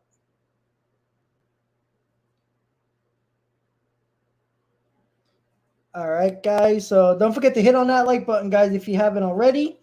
No score so far through 3 innings. Both pitchers looking very well. The Mets had a chance with the bases loaded and nobody out and did not score in the middle of the lineup. 5, 6, and 7 did not – 5 and 6 didn't get the job done. Pete Alonso struck out, and Mark Canha hit into a double play to end the inning. The Padres had a runner on in the 2nd and didn't get it done there, and a double play also ended that inning. So the New York Mets and the Padres come to no score through 3 innings, going to the top of the 4th. We played less than an hour, and we're going to the 4th inning of the ring.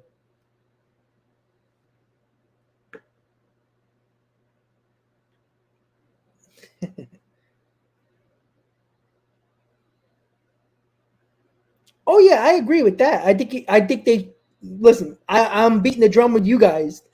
What they should have done at the deadline last year and what they should have done in the offseason. But again, I want you guys to take a second or two to check the bottom of the lineup, and I'm talking about 6 through 9 around the league.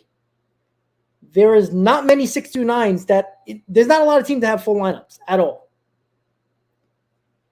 Hebrew, you keep on saying it is the future, but it's potentially, please put that in front of that, potentially the future, all right?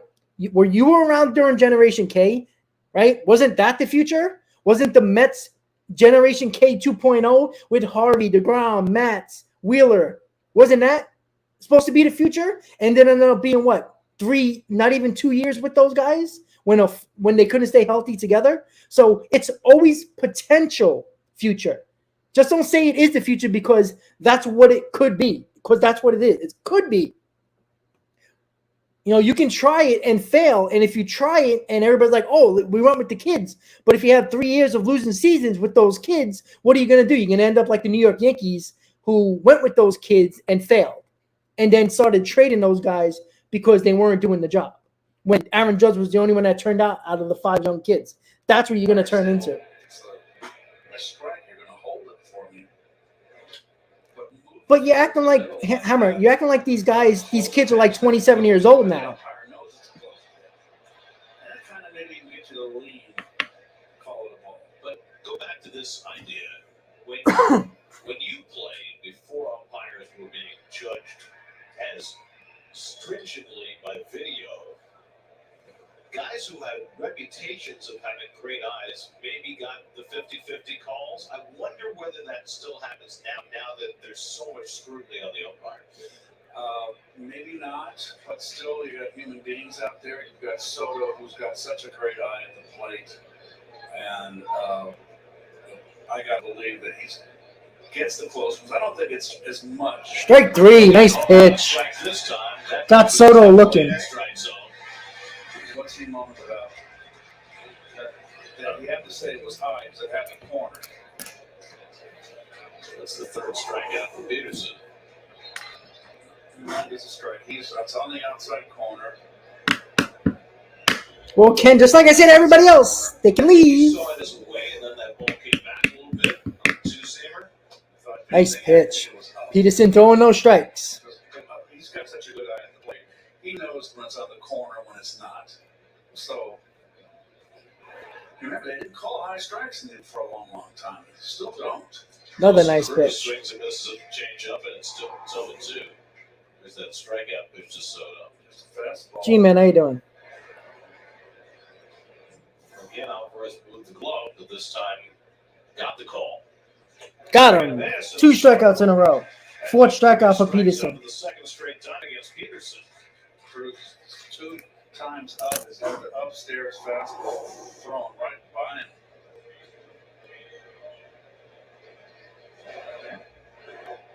So back-to-back strikeouts for David to start the 4th. He's now retired 6 in a row. And here's Jay Cronenworth, who had the first hit against Peterson. And he gets curveball and drills a foul into the netting. Yeah, there's a hanger right there that he got away with. Peterson threw an inordinate number of curveballs his first time around the batting order. It's something that Mets have been encouraging him to do. Foul ball. Just foul outside third. That's 0-2. All right. 0-2 count. 2 outs. Peterson, 43 pitches. Pitch count is exactly where you want it. Through 3 2/3. 0-2. Definitely an upgrade on his start tonight, Mr. Peterson. 0-2 to Cronenworth. Hey, this is blown away, so no immaculate inning for David. These were hard to come by. 9 pitches, 3 strikeouts.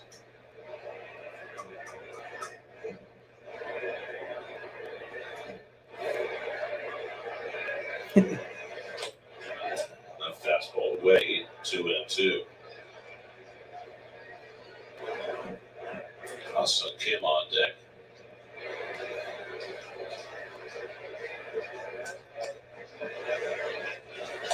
You see Kim, the back of his jersey, it says H.S. Kim. Saw it. All he needs is an M in there, and he could be a boat. Oh, HMS Kim. her or His Majesty's ship. Exactly. 3-2 coming. And it's outside ball 4, so Peterson loses Cronenworth after getting ahead 0-2. And that's his second walk of the night. And now the good ship Kim will come to bat with 2 out and a runner at first. Kim sacrificed his first time up. We had a well-pitched game for a good portion of the night last night. Scherzer and Darvish. Nice snap throw by Peterson as Cronenworth diving back in. And tonight it's the younger lefties, Peterson and Weathers, who are holding the strings.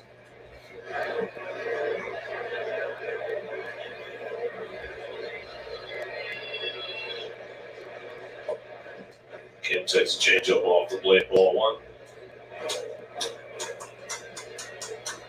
Kim shoehorned into second base this year, even though he's probably the Padres' best defensive shortstop.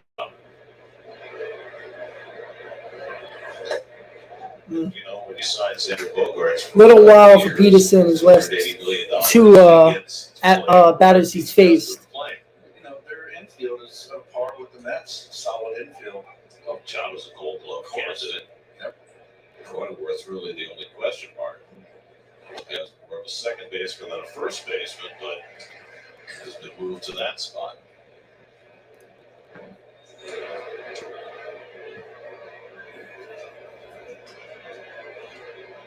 John with 2 Gold Gloves in the American League. Probably won't win one in the National League until Nolan Arenado retires, which is going to happen anytime soon.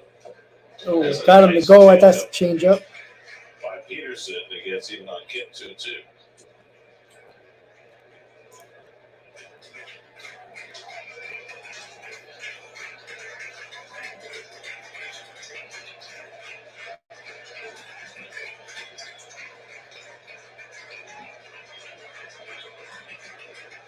Cronenworth at first with 2 down.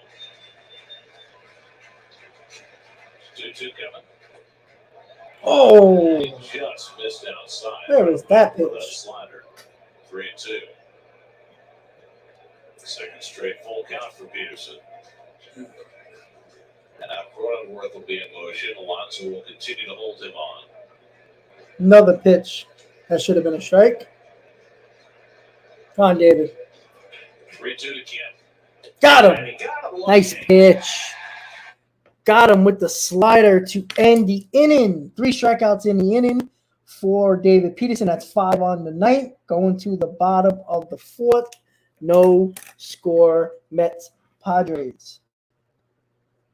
Once again, Peterson got, looked like he was going to get out of the inning and got actually got away from him with Cronenworth, but got out of the inning with 3 strikeouts. So Peterson's still looking good right now. The Mets are coming up with 3, 4, 5. Lindor, Alonso, and Canna. And I want to give a shout out to Mike with the super sticker as well. Josh, I appreciate it, buddy. I appreciate you listening at work. But thank you for the super chat, Josh Lugo 84. Hopefully you're not working too hard, and hopefully you keep on enjoying the chat and the stream as well. So I appreciate you tuning in, even though you are a Padres fan. But on this channel, everybody is welcome because, hey, at the end of the day, we are baseball fans, even though we might not agree on our teams. Probably Evan, even though I got about 7. I actually, stupid me, I don't know why. I'm nuts like that. But I have 757 completed scorecards. 757. This is going to be 758. And, I did the Bob Carpenter 3 years in a row scorecard book. I printed out scorecards that I have in binders that are in a container. Like, it's that crazy. Like, I like doing the scorecard. It gives me. Oh, I saved them. Don't worry, Ken. They're saved. Don't worry about that. Somebody told me that I should scan them into a file, so just in case get lost or whatever. But I could do that. But I got them in a container. I have a lot of. I do a lot. Like I said, I wish I could do 162, but that's not possible. Unless I quit my job and then say, hey guys, can you give me money? So, but Ken, how about I give you that job? I'll send them all to you and you laminate every single one of them. That's a lot of work. I mean, I'm not saying I would laminate them, but but that's a lot of money to laminate 750, probably 800, 820 by the time I'm done. All right. Lindor is up, no score, bottom of the 4th. And since then, Weathers has been impeccable, retiring 8 in a row. Lindor, Alonso, and Canna for the Mets in the 4th.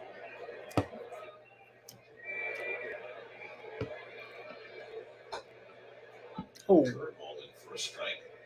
First one goes For a fee. Back door, too. Good pitch.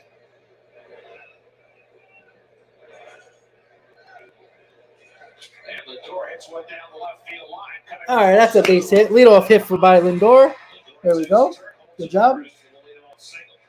Got jammed on that, but fought it off to left field. Come on, Pete. So Lindor's on base for the second time. Well, Lindor came into the game in 2-11 against left-handers, but he's been swinging a good bat against lefties. Sometimes the average is not reflective, especially early in the season. Should we look at exit velocity? No. It's Pete Alonso, who struck out his first time up. Starts him off with a changeup for a strike, 0-1. That's the best changeup he's thrown. Struck out Alonso on that pitch in the first inning when the Mets had the bases loaded and nobody out. Lindor trying to get a read on Weathers, who throws over. Lindor has one stolen base. The Mets have 10 steals. They're third in the National League. They've only been caught once.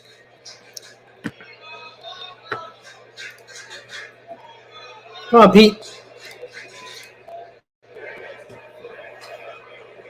That's flicked into right. That might drop. Yes. There you go. And Lindor goes to third. Yes. Good base running by Lindor going first to third. All right.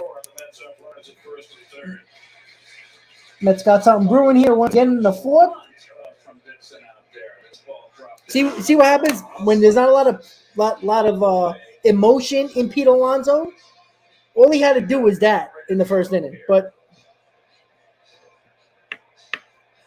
Hammer, I agree 100%.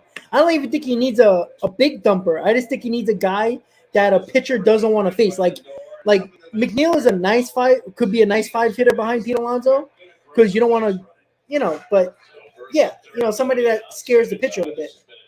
All right, so first and third, nobody out. Mets are threatening once again. Come on, Mark. Mark gets another opportunity. This time, first and third, nobody out. Padres will keep the infield back at second and short, so they'll concede a run to try and get 2 outs.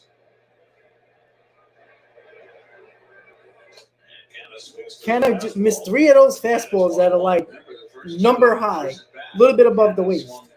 2 strikes fastballs. I agree, Hammer. Up in the strike zone and didn't make contact. That's the third one.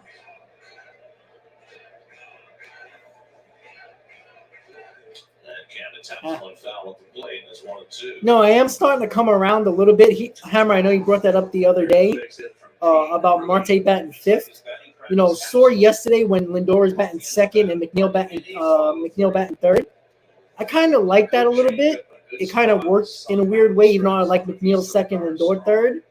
Maybe that's the way the Mets might go, but for some reason they like Marte in that 2 hole. Even though I think that's a good spot for him. That at bat, Weathers went back to it. Now that's Pete got enough of it for the base hit. McNeil on deck. Once again, guys, first and third, nobody out. 2 base hits in a row with Lindor and Alonso. Canna is up, no score, bottom of the fourth. Start the fourth to try to make something of it in a scoreless game after shutting out the Padres last night. And a throw to Oh, first, Pete. Alonso's picked off. What are you doing, Pete? Why'd you get picked off? Completely flat-footed. Jesus Christ. What are you doing? Perhaps Pete was mesmerized by that. You ain't going anywhere. That's a bad blunder by Pete Alonso there. What are you doing? Especially with a lefty. There's a doornail, that's for sure. Jesus. It's a big first down. Now the infield in. And Cannon drives one out to All right, that should score the run. Lindor tags at third. Dixon will make the throw to the plate. And it comes up All right. short. After that, get the lead on a sacrifice fly by Mark. 1-0 Mets. And it's 1-0 to York. Good hitting, 2 Good at bat by Canna. Just focusing on getting the run in from third. Backdoor curveball, stay back. So the Mets scratch out a run. 2 out and nobody on. Now McNeil and grounded out to short. Come on, Jeff. And that takes a fastball strike. High ball umpire. A couple little looks back. That's a little, but he's been consistent with that high strike, and I think it's a strike. I don't know what the hell Alonso was doing. What are you doing?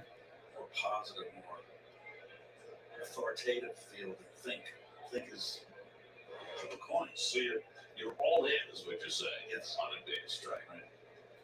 Shoving your chips into the middle of the table. Right. I just don't know what he was doing. Like, first off, why are you taking a secondary lead off a lefty when, Pete, we all know you're not stealing the base. Like, get back. Like, I don't understand that. It's situated like I can see if it was like Marte or somebody who has some speed, and you get caught on a nice move. But Alonso, keep your big ass closer to first. Like,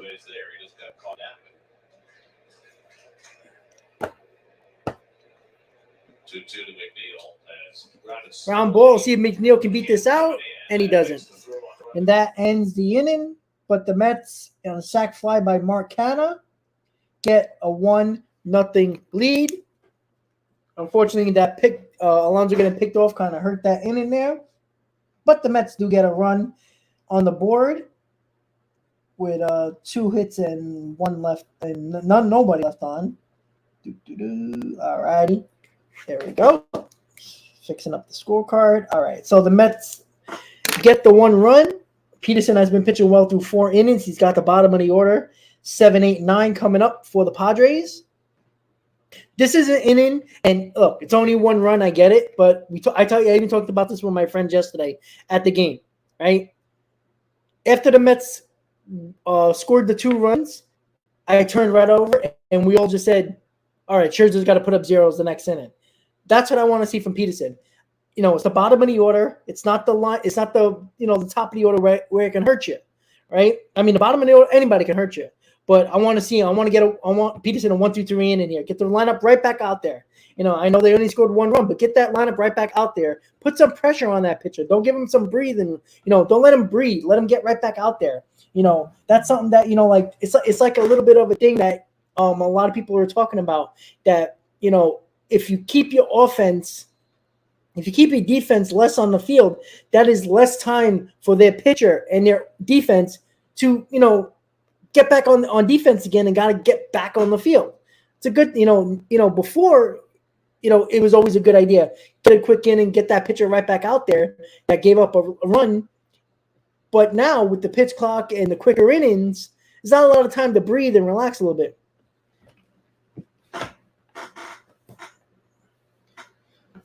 Well, in the NL East, there ain't a lot going on. Nobody's really, killing it right now in the NL East.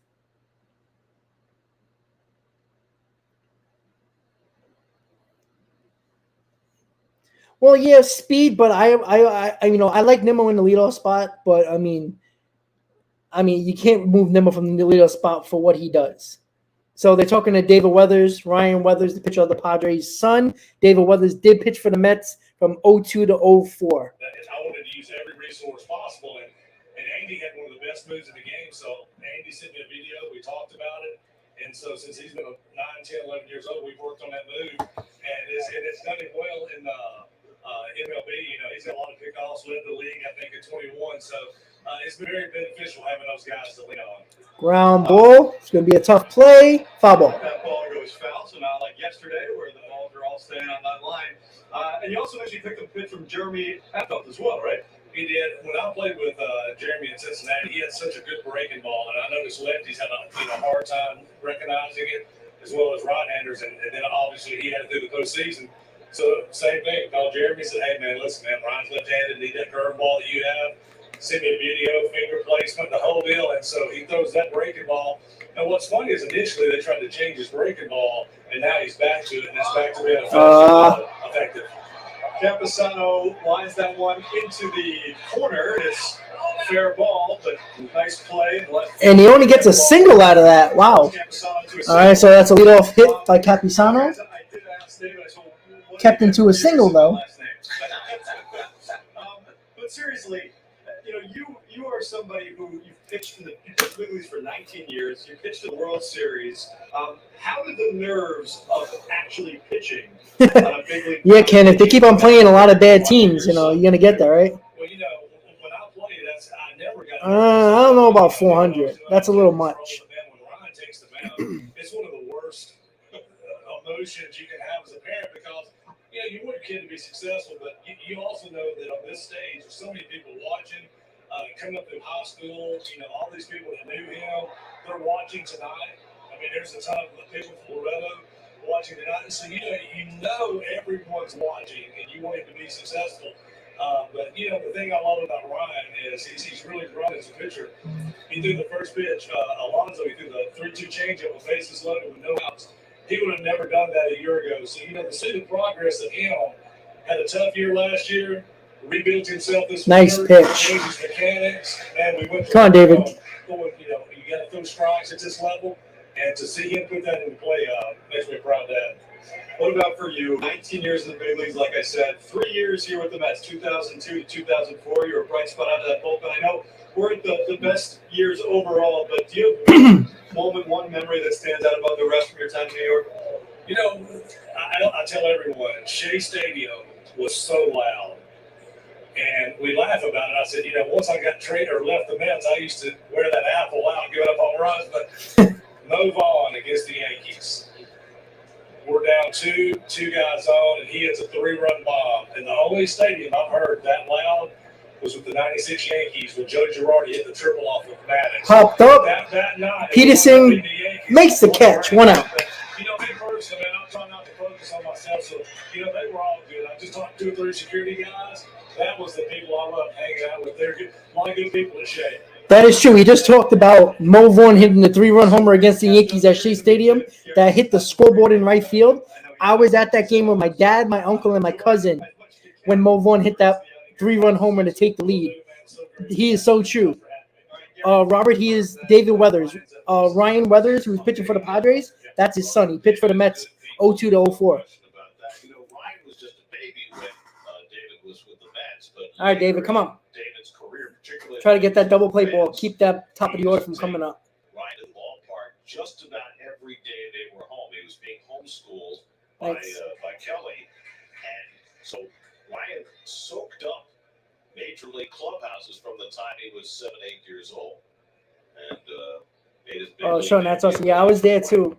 I was in the upper deck in right field. Years in the big leagues like his dad did. Well, yeah, on the right field foul side, obviously. Shea Stadium. At the plate with 1 out and 1 on. That was quite a play by Tommy Pham, playing that ball off the ball on Kamisano to hold him. Hebrew, me too. I was in the loge underneath the mezzanine. All the way in the back against the gate. It is first at bat for the Padres this year. And just 14 at bats for them last year. Peterson goes away with the second. Well, yeah, absolutely. Shea Stadium is extremely loud. 06 when Chavez caught that ball, it was extremely loud. That Mo Vaughn home run against the Yankees, really loud. But Citi Field a couple of times, like when Frazier hit that home run against the Nationals in 2019, I never heard Citi Field that loud. Ground ball. Damn. All right. Top of the order's coming up. Just got through the hole. 2 hits this inning off a curve slider by right-hand hitters. Both pulled. One off the wall. This one in the hole.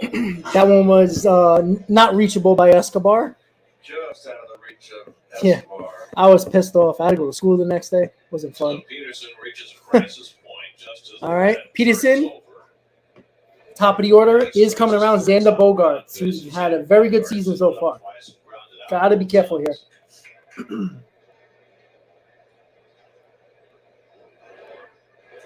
My dad talked about 86 that he used to shake. Dixon at first with 1 out. Come on, David. And Bogaerts takes fastball on the corner for a strike, nothing at 1. Here you're having fun facts on Xander Bogaerts, who grew up in Aruba. He was knighted by the governor of Aruba. Speaks 4 languages, including Papiamento, which is kind of a hybrid language of the Dutch islands. Fouled away at 0-2. Bogarts was a beloved figure in Boston. I was born the year after, Played so 10 years with the Red Sox, 4-time All-Star. But he opted out of his contract, signed to the Padres, and he'll probably be a Padre for life. Signed an 11-year deal. come on, David. 1-2 for Peterson. And it's up and away. Through that fastball, it's 1-2. He wanted that fastball inside, and he missed up and away. Yeah, the sad part was the Mo Vaughn home run against the Yankees was like the highlight of his Mets career.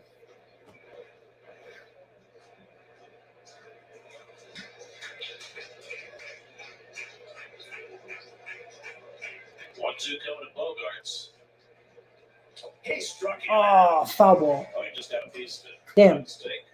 Come on, Gary. Change up Couldn't see that? Peterson, and Bogarts just reached across the plate. You know, Mo Vaughn was the remnants of the Roberto Alomar, Jeremy Benitez Mets in those years, so wasn't very pleasant.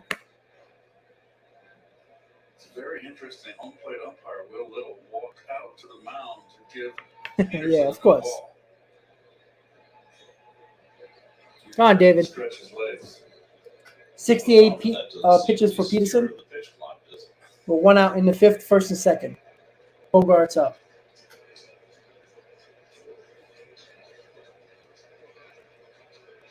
Again, the 1-2. Ran it down at first. Oh, nice play, David.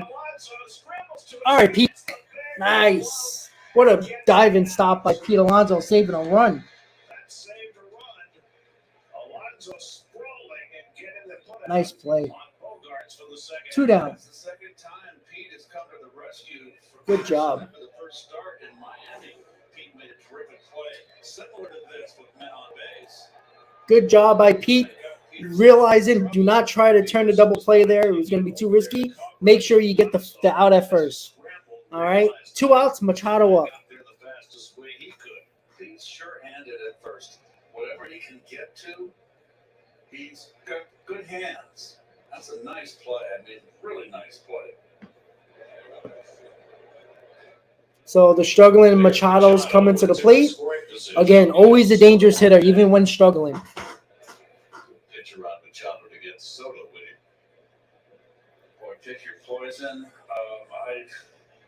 Come on, David. Machado right now hasn't really looked good at the plate, but you look at his numbers against left-handers coming into this game, 389. Peterson goes up and away with the first pitch fastball, ball 1. I always think you either go pitch around them or you do the exact opposite. You go aggressively at the hitter.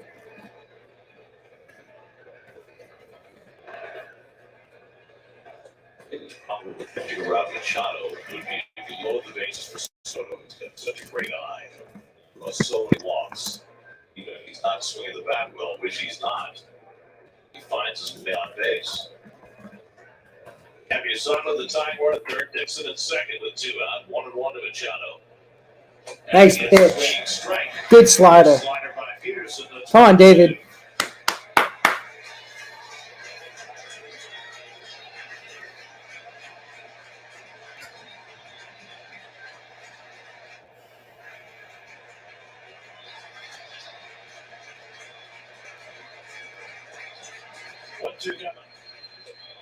Oh, God, that was a nice pitch. Nice pitch. That is not a bad pitch there. Come on, David.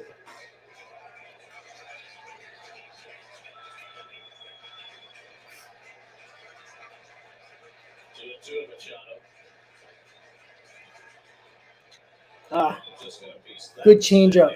Just fouled that off.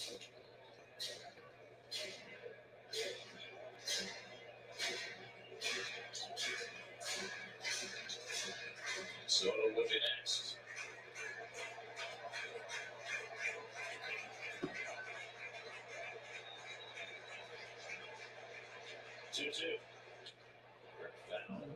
Hung that slider, but he fouled it off.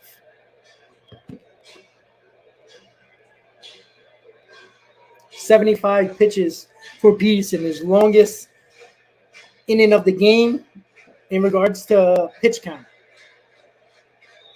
This will be the 7th pitch of the at-bat for Peterson. So big to put up zeros after your team scored. Ah, fair ball. The Padres will take the lead. Shit. Capusano and Dixon in to score. The throw second by Pham, and Machado slides in safely with a two-run double. And San Diego is Shit. 2-1. Really a good battle there. Machado comes out on top. Went back 3 straight sliders. The third one he gets. Fought off one. Oh, it was there. Just on the line. Damn. Got one to his liking. Just a good at bat. 3 sliders in a row. There. Kind of seen that. He was waiting for that slider. Damn it. So Machado drives in his 4th and 5th runs of the year. The Padres score for the first time in this series. Now Soto with Machado at second and 2 out. Well, that's what you don't want after your team gives you a lead. Soto's walked and struck out today, 0 for 1. Really giving Soto that big gap in left center field and on the infield too between some. Sinker there by Peterson. He's out on Soto 0-2. You know, 3 sliders in a row there. He just seen him that pitch too many times. Maybe should have went back to that high fastball. That's clutch hitting.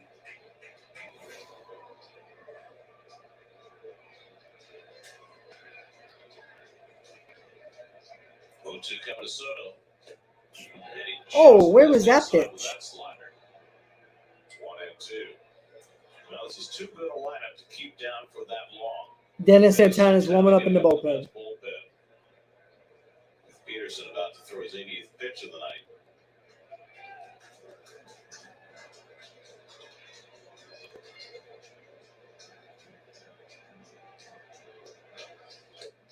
And Soto takes a fastball off the plate, 2-2. Nelson Cruz on deck. Peterson has handled him with ease so far tonight. 6 pitches, 2 strikeouts.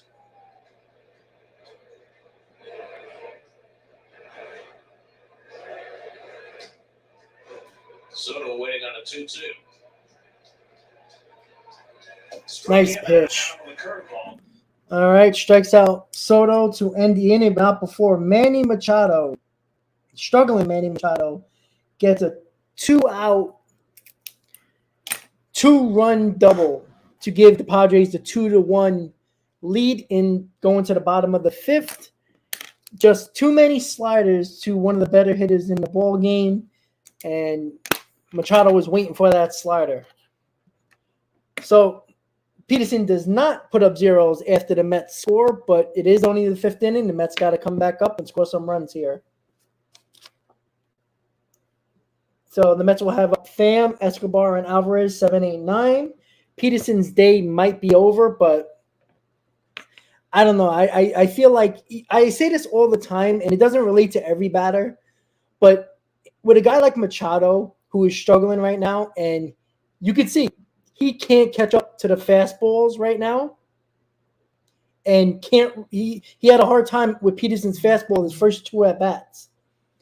And you continue to throw slider after slider after slider, Machado's going to see that slider enough. And he was looking slider in that spot and just got it down the left field line to get the 2 RBIs. So, you know, that's that situation there where you see what Peterson was trying to do, trying to get him out in front.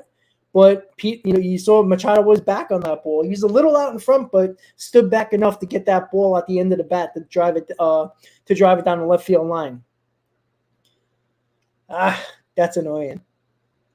I hate it when pitchers don't put up zeros after your team scores.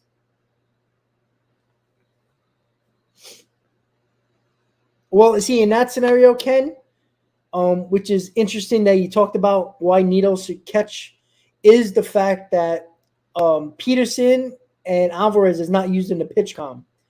They're putting down fingers. And excuse me, I'm sorry. That's my fault. Alvarez is using the pitch com, and I just feel, again, this is a situation where Alvarez is a guy in the minor leagues where pitchers throw a ton of breaking balls. And that that's a good point. In that situation with Nito, would have been going more fastball oriented, because I believe that Peterson's throwing a lot of breaking balls in this game. All right, Tommy Pham is up 2-1 Padres. Grounded out to short his first time up.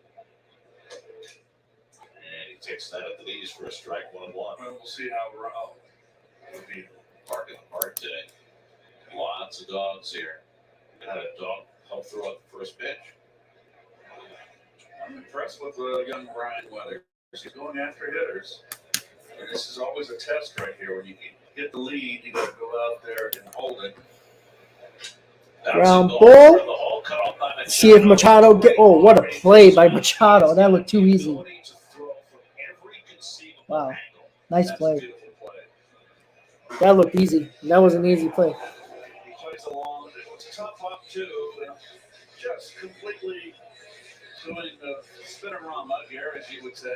But I mean, falling away, no rush, complete confidence in his ability to throw from whatever position he happens to be in. And a throw right on the right Escobar is up. He's off balance. And that's just the strength of the arm right there. It's a beautiful play. Eduardo Escobar flying out to left. No, Paul, I'm not complaining about it. It's just a pitch selection there against a great hitter. I don't want to, I can't kill Peterson, but again, his pitch count was low until last inning. And are you gonna throw him back out there for the sixth and see if he can get through a quick inning? Risky. Through 90 in his first start against Arizona, he's had a full week of rest.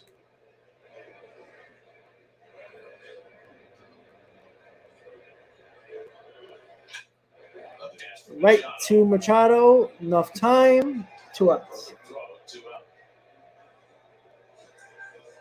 Ryan Weathers was the 7th overall pick in the 2018 draft coming out of high school. The Mets took Derek Kelenic just ahead of Weathers. Jonathan India won a Rookie of the Year award, was 5th. Alec Cole, who has forged himself a nice career with the Phillies, 3rd. Alvarez is up 2 outs in the 5th. Francisco takes the behind fastball for a strike, 0-1. I think so, Ken. It's not good. Both sides.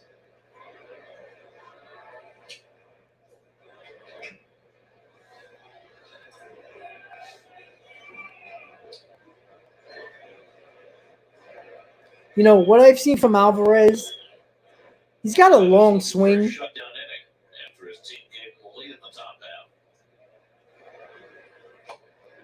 It's just outside Alvarez with a changeup 1-2. Yep, bark in the park at night. Like I mentioned last night, Padres are pushing their starters further than any team in the majors in the early season. They're going with a 6-man rotation, which has enabled them to do that. Still waiting for the return of Joe Musgrove. And that's the thing, like Alvarez looks like he's more of a breaking ball hitter. That's strike 3.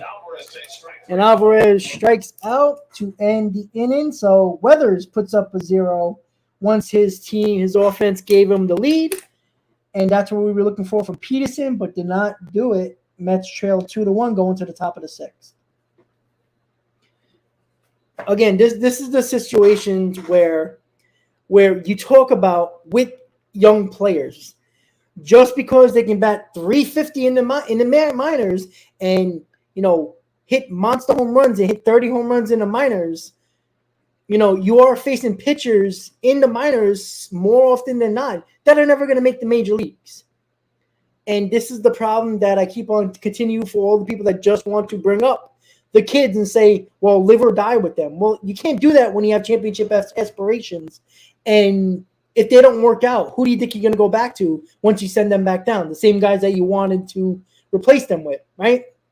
So, again, you've seen, and this is not from just this year, last year too. And even in the minors, if you watch him, like the majority of home runs from Alvarez come off of breaking balls from minor leaguers.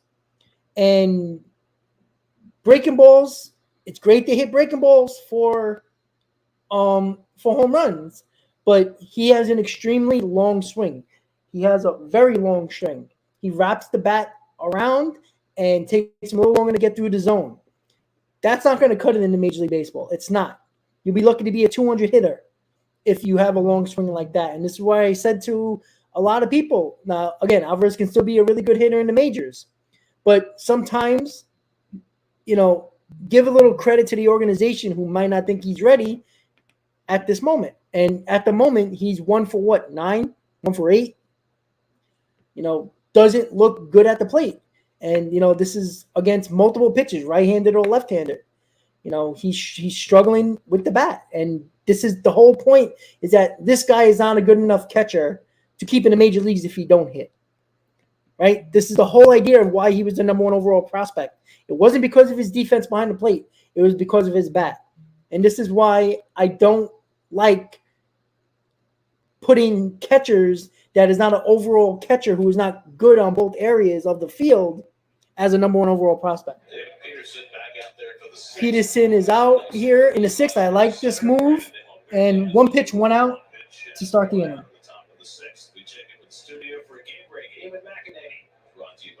I do like Peterson coming out for the 6th. Save your bullpen a little bit here. Freaking Rays are winning 6-1. This is crazy. This is getting ridiculous now. Oh, no, his defense is fine. But again, we can have bad offense of catcher with Nito, and you're going to get exactly what you're going to get from the defensive position with Nito. So it's like, you're hurting Alvarez by keeping him up, and he's not hitting. Might as well just let him stick in the minors a little longer. That's a pop-up. McNeil should get that. 2 quick outs for Peterson. Nice to see. So Peterson's still back out there for the 6th. Quick work of the I do like. I love. This year so far, not a lot of questionable decisions by Buck Showalter with the bullpens. Couple of games, maybe 1 or 2, but I've agreed with him with a lot of decisions he made so far with the bullpen, or taking out pitches at certain times. Also still out. So that leaves them with a questionable bridge getting to Josh Hader tonight. Why they pushed their starters as much as they have. See how they get through the next 3 innings. Cam takes curveball for a strike, and it's 1-1. Peterson threw more curveballs than I can ever remember him throwing in a game. I think that's his 11th.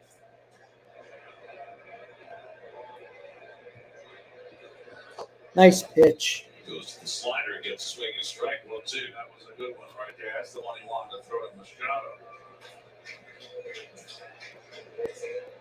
Cam that's for time. 1 time out per customer.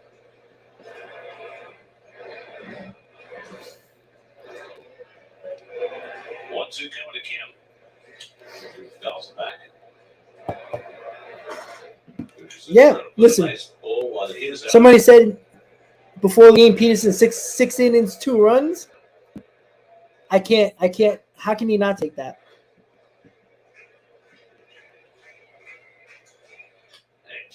The other way, and he's got a 2-out hit. It's 2-out hits. Getting alive for the Padres, their 5th hit against Peterson. And Buck is on his way to the mound. So And he's not going to make him finish the game. At the inning, Peterson is coming out. I don't like this move. I don't.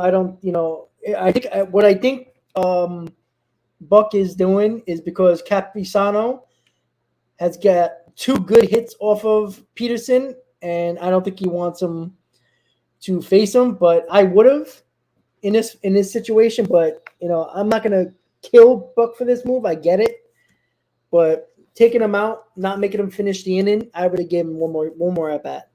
So 5 2/3, 2 runs at this point. And he has 5 hits. How many walks? Let's see.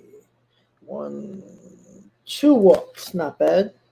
Strikeouts, I think, was 6. 6 strikeouts. All right, so Capusano. I wonder if they're going to pinch hit for Capusano here. Nope, wrong number. Yeah, but you see, Toro, again, when you're not that type of hitter, Alvarez is not a slap hitter. That's the problem. And this is what I keep on talking about with these type of hitters. Or with a guy who, hits 30 home runs in the minors. That's beautiful and all. And, don't take so much out of something that could be easily, critiqued really quickly. And you see what they're doing here, right? This is the type of guy where you're seeing better breaking balls in the majors, and these guys are going to throw you better breaking balls in the majors than the minors, and they're going to throw you better fastballs as well. It's a whole different ballgame when 90% of minor league baseball is never going to make the major leagues. And these are the guys he faces on a regular day basis. So that's why you can't just look at the numbers in the minor leagues and say, well, we should try him. Well, you know what? He's batting just as bad as Tomas Nido, not looking good at the plate. And the guy who he replaced him with because of injury, Narvaez, was looking actually better at the plate than Nido and Alvarez. Not saying that Narvaez is going to hit 30 home runs, but at this point, Alvarez is 1 for 8 since he's been up and hasn't looked good at any point when the Mets brought him up. Not saying that they brought him up last year at a good time, but you do get opportunities. You're supposed to do something as well, right? I mean, he's getting opportunities. I think you should just play him every day. That's me. I don't think it's easy for a kid to sit down 2 days and then hit and then play. But what are you gonna do? At this point, you get opportunities. You got to do it.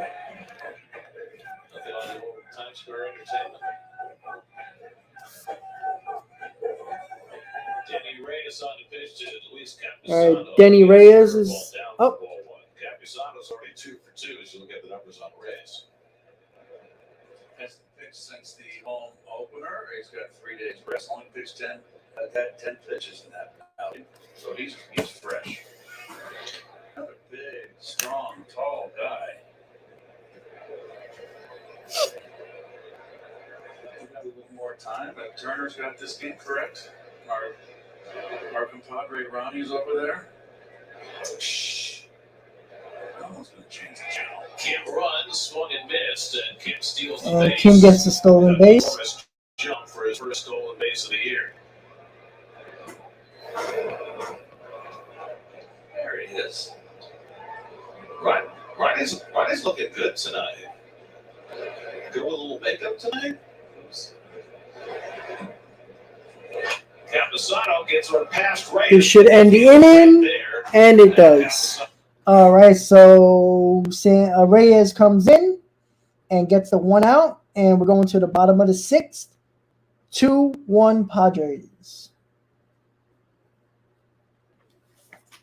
And the Mets will have up the top of the order. 1, 2, 3, Nimmo, Marte, Lindor. Once again, guys, don't forget to please hit on that like button if you haven't already. And if you're new to the channel, please say what up if you can. And let me know if you're a fan of the Mets or another team. Always like to see where people are listening or watching to the stream and what fan you are rooting for. He is not in the Padres booth, Sean. He's doing a TBS game, the national game. The Mets and Padres are a national game today on TBS. Yeah, like I said, Texas, I can see this message. And there is certain people that are putting their account trying to comment on the chat. And I don't know if it's YouTube right now, but some comments are not coming through. My comments wasn't coming through earlier either. So it might be the YouTube chat at the moment. But yeah, like I've been saying, guys, people were clamoring. People were excited if Alvarez is coming up because of the Narvaez injury. And again, granted, I do think they should be playing him more. I don't think, he's been up, 6 games now? Or 5 or 6 games? And he's played twice. Like, it's hard for a young kid who's used to playing every day to come in cold and expect greatness from him. And, but it's not even his looking for greatness. I'm looking at his at-bats. And his at-bats are bad. He's got a long swing, and that's his natural swing. And that always doesn't relate to a major league hitter. Again, that could be completely wrong, and it's still possible, but we'll see. Tom, South Carolina. Nice. Let's go Mets, buddy. Here we go. Bottom of the 6th. Nimmo, Marte, Lindor. Let's see if the Mets can get this game tied or take the lead. A couple of times more at bat. Now we'll see, guys. Did the Padres change pitchers? Brent Honeywell will be the first man Yep. in the bullpen for San Diego.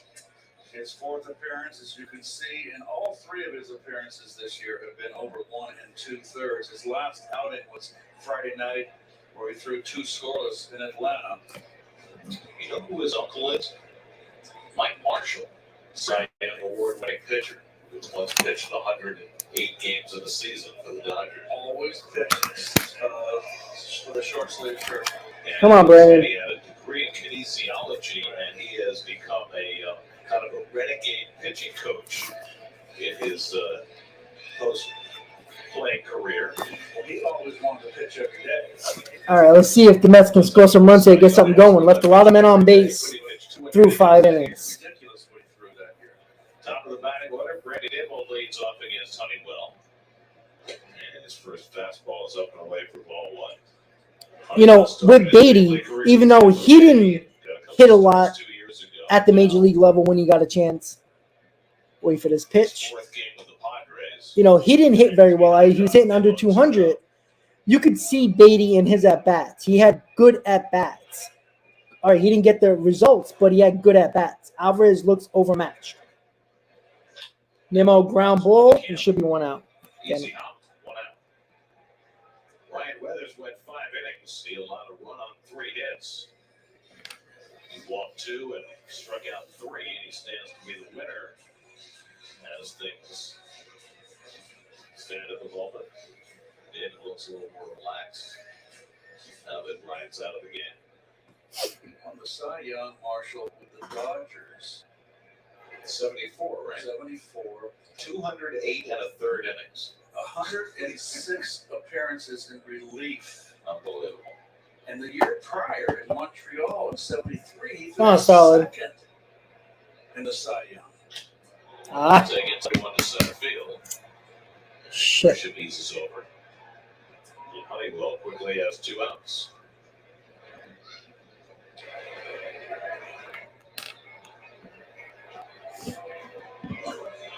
So 2 out of nobody on now Lindor, who scored the only net run after a base hit in the 4th. He's also walked. He's had just 3 hits tonight.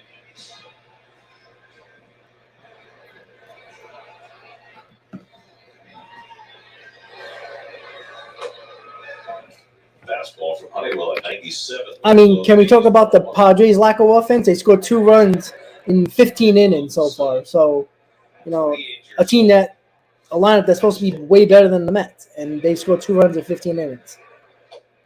So These are the 2 oldest teams in the major leagues. interesting. The Padres and the Mets, 2 oldest teams in the major leagues. In terms of their active roster, the Padres the 2nd oldest, and the Mets will get even older when they activate Justin Verlander.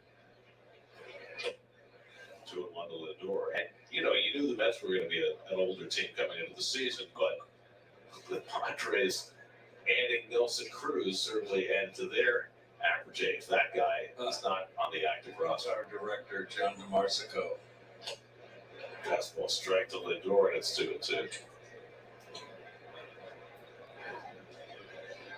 Well, those young ladies are here every game. They really enjoy the concessions. Curveball popped Door up and pops fouled. it up. Machado Should go out of play, and it does. Day game tomorrow to wrap up the homestand. Tyler McGill pitches for the Mets. He's off to a great start. And the former Cy Young Award winner Blake Snell will pitch for the Padres. 1:10 first pitch, 12:30 our coverage on SNY. And Lindor takes a breaking ball outside, 3-2. Talked about this many times last year and this year as well. Alonso would be next. Lindor with nobody on and 2 outs finds a way to get on for Pete Alonso. 3-2 count. See if he can do it again here.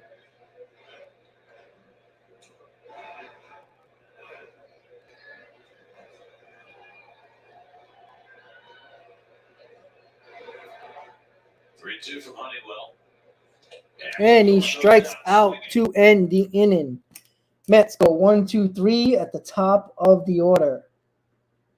Going to the top of the 7th. 2-1 Padres.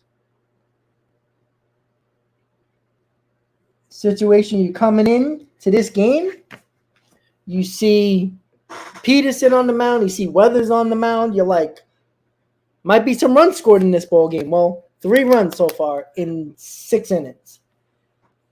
So 2 lineups that I know people don't like the Mets lineup, but 7 out of 11 games, they scored 5 runs or more. They actually scored more runs than the Padres so far. And 2 teams are not hitting a lot at the moment. And you know what? Once again, the Padres were coming in hot, taking 3 out of 4 against the Braves, coming to Citi Field against the Mets. And they've scored 2 runs in 15 innings so far. So hasn't been murderer's row for them either at this moment in time. But 3 innings to go.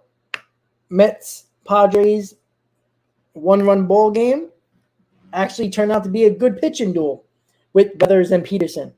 Again, the thing that I wanted to see from Peterson, which he did not do, even though a very good start for him, considering the fact that if somebody would have told you 5 2/3, 2 runs, not terrible, I think people would have took that, considering the fact that 2 runs against the Padres, not so bad. But what we didn't see from Peterson was the Mets gave him the lead. Yes, only 1 run. But the bottom of the order was starting the 6th inning when they scored. The 5th inning when they scored their runs. Bottom of the order, you got to put zeros up from the bottom of the order, and he did not get the job done from the bottom of the order, and it cost them in the 5th inning, giving up those 2 runs, and that 2-run by a struggling Manny Machado 2-run double to give the Padres the lead. Well, Joe, yeah, that's obvious and all, but again, still, I mean, the Mets left about 8 men on base already in 6 innings. You know, they had opportunities the 1st inning, and they had opportunity in the 4th inning, and they didn't get it done. All right, so Reyes is still in the ballgame for the Mets. 7th inning, 2-1 Padres. You know what it is? It's the positions we sit in at our table. Keith, right? Ron, Gary. That's the first time I've heard you admit that you're stupid. Well, you're stupid many times. Just about admitting it. 0-2 to Trent Grisham. Did you realize that when I said that last night? I did not. Okay.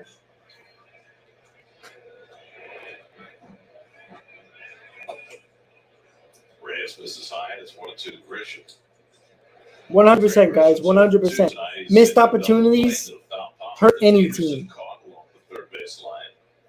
Reyes came in to get the final line of the 6th, staying on for the 7th, and he throws changeup that Grisham fouls off 1-2. Brandon Dixon. You know, Padres fans are saying the same thing right now. Yesterday too, they had men on base. They couldn't get done. Even today, they had a couple of guys on base, and they didn't get the job done until the 5th inning. You know, 2 runs in 15 innings for them too. Nice pitch. Strikes out Grisham, and that's the first out in the 7th. You know, I got to give a lot of credit to whoever decided to look at Santana and Reyes, who's been very good in the bullpen for the Mets. 2 big right-handed arms.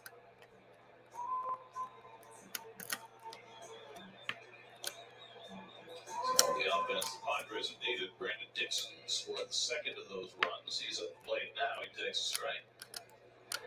Dixon, who had some big late time with the Reds and the Tigers before going to Japan, now with his 3rd big league team. And he kicks curveball for a strike from Reyes. Reyes got a very nice curveball. David Peterson went 5 2/3, allowed 2 runs, 5 hits, 2 walks, 6 strikeouts, 89 pitches for Peterson tonight. And he got him. 2 strikeouts. They went around for strike 3. So back-to-back strikeouts for Denny Reyes. And there are 2 out of the 7th. Tell you what, Reyes has got a good arm. Luis Garcia is warming up for the Padres. One of 3 Luis Garcias in the major leagues.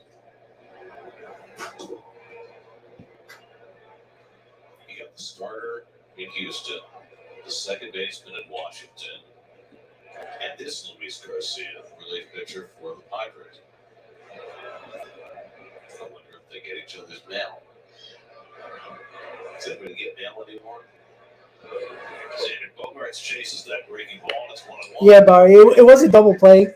Kind of hit into a double play. Again, it was a ball hit up the middle softly. That turned into a double play.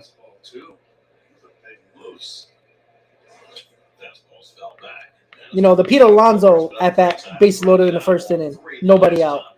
Was a bad at bat. You know, we say this all the time. Put the ball in play. Try to put the bat on the ball. Let the defense make a mistake. Ground ball slowly is going to be a base hit. Infield single for Bogaerts.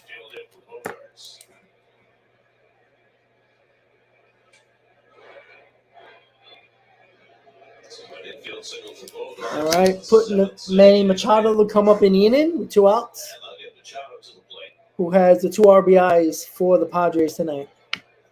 Machado was 0 for 6 in the series when he came up in the 5th inning. 7-pitch at bat against David Peterson. He got a slider on 2-2 and pulled it. Brooks Raley is warming up in the bullpen. Brooks Raley up in the Mets bullpen with Juan Soto due up next. See if Reyes can get out of this inning. Bogaerts at first has 1 steal this year. And Machado takes fastball outside for ball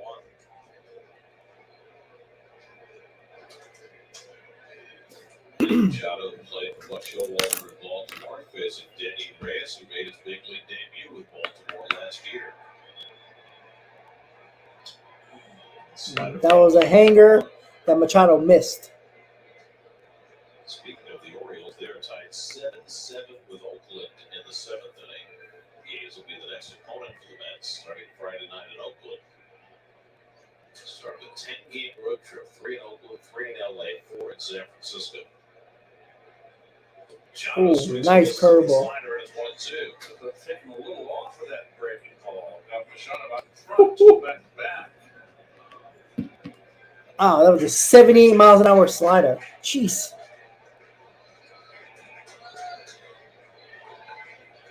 Reyes up at the count, 1-2. Tried it again, but didn't get him the fish there. Strike zone 2-2.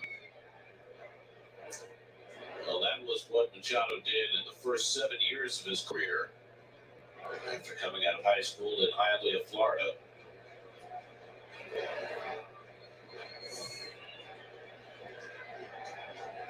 Two. Breaking ball, lofted foul. Good slider. Third guy touched and caught it. Sometimes you just got to be in the right place at the right time. Got to play the carol. Throw around 5-6 straight breaking balls. I'm waiting for him to throw a little heater here. Bogaerts at first with 2 out. And there's the fastball. There you go. Stands the grounder and throws out Machado to win the Nice pitching by Reyes. midfield hit at 1 left. 7th inning stretch time. 2-1. All right, good job by Reyes pitching an inning and a third with scoreless inning and a third.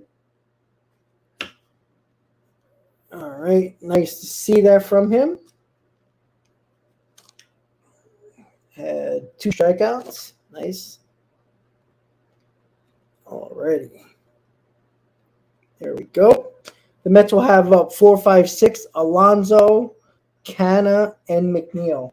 I do wonder, a right-hander is coming in out of the bullpen. I wonder if they'll pinch hit Vogelback for Canna at the DH spot. I don't think they'll do that because obviously Canna's a on-base guy. I mean, Vogelback is too, but Vogelback might provide a little bit more of a power shot than Canna. Very interesting to see what Buck does there, or Buck just stays the course with Canna at the DH spot. Once again, guys, Mets trailing the Padres 2-1. Machado with the 2 RBI double in the 5th inning to give them the lead. Mets had numerous opportunities in the 1st inning and the 4th inning with men on base. 1st inning was really crucial. Bases loaded, nobody out. Pete Alonso striking out and then Canna with the double play to end the inning, did not score in that inning. That's a situation there. You pull one more out of there. All right, not great, but you get at least one run out of that. You score in the fourth inning, getting that one run, it would be tie game at the moment. Who knows how it would have turned out, but Mets leaving too many men on base tonight, and let's hope it does not cost them a victory. With Peterson pitching 5 2/3, good start for him, especially from a good lineup in the Padres. So here we go, bottom of the 7th. Let's see if Luis Garcia is coming in for the Padres in the bullpen, and they're showing the first inning here. Good slider or change up that kind of sail, and then he just jammed Canna with a high cutter slider.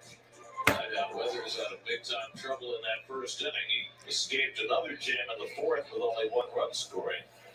Defensive change for San Diego. Jose Azocar comes in to play right field, and the veteran right-hander Luis Garcia is on the pitch. So a lot of Garcia when he started out his career with the Phillies. He was with them for 6 years. And he went to Anaheim, Texas, St. Louis, now in his 2nd year with San Diego. Alonso's 1 for 2. He dumped a single into right field, and they got picked off first base in the 4th inning. And he takes first pitch slider for a strike with Garcia. All right, I see if Pete can put a good at bat together here, score some runs.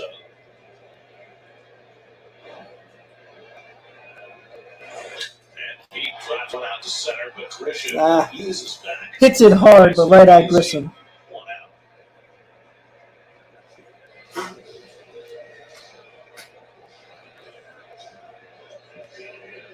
Grissom, of course, with 2 Gold Gloves. Don't give away the gold for nothing, Pete. You can patrol central.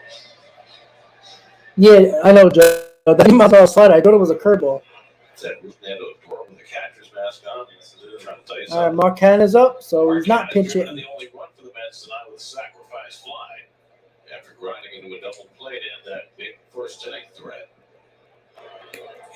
Well, I haven't seen a lot of extra inning games to worry about the ghost runner yet, but yeah, I don't like the ghost runner. Pitch clock is like, Canna hits a shot. Not far enough. Damn, got under that ball.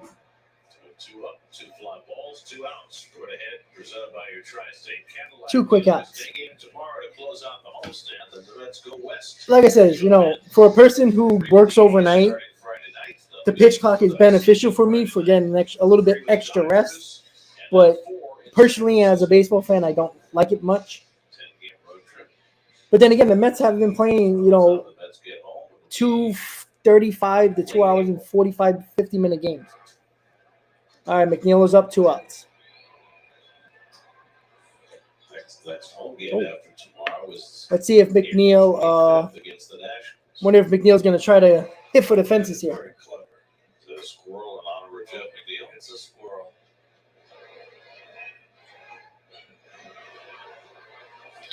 Pulled toward the hall. Oh, that went off the lip, and that's a base hit for Jeff McNeil. So McNeil with a hot shot, and he's got himself 2 out. Vogelbach might pinch hit for Pham. Oh, yeah.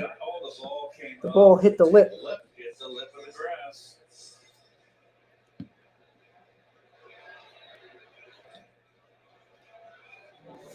Oh, Pham is batting. Interesting. 2 out for Tommy Pham. He's 0 for 2 today. Oh, Made a really nice play to throw umpire, he's not out calling last those time, strikes. Going to his left and then making an off-balance throw with Mustard. Yeah. If you work early in the morning or work like late into the night, 11, 10, 11 o'clock, it helps. In that case, but, as a pure baseball fan, I do like, I like sitting there analyzing the game.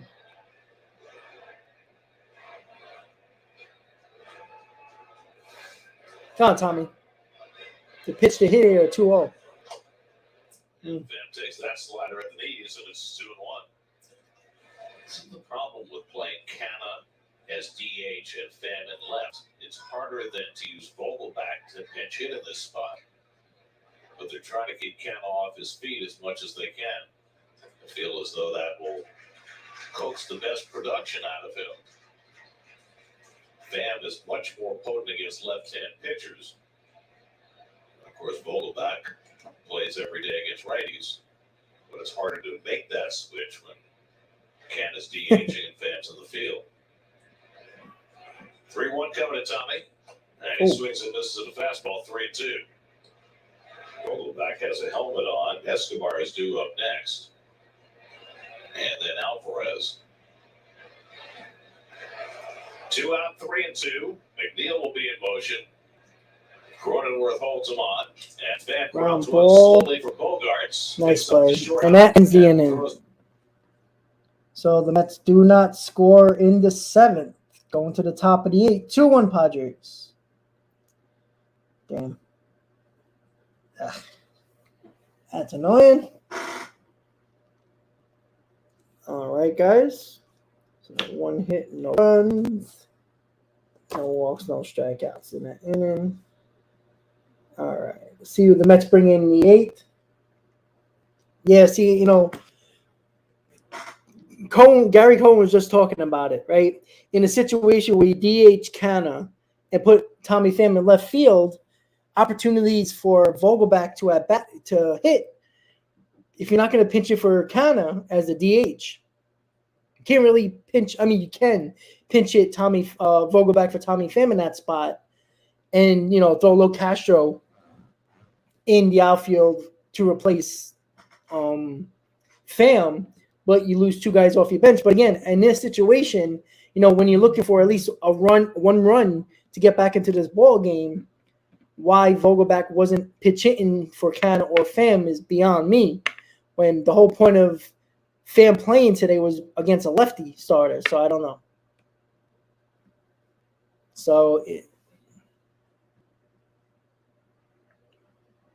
Well, JL, another nice decision by the Braves front office. No, everybody wanted Grissom, and RCI has been pretty good. And yeah, when it comes to the Padres, taking 3 out of 4 against the Braves, it helped the Mets, so I can't complain. But yeah, I get what you're saying. Like, look, when it comes to the end, at least right now, it's like the battle of, I don't want to use this as a wrong term, but like the battle of the handicap teams, right? Like, I mean, we've all been bitten by this injury early on in the season. A lot of important pieces to your team are missing right now. So it's interesting to see, with all the injuries, you just got to get out of this with all the injuries afloat and close to the other 2 teams here in the division, right? Nobody's running away with it right now.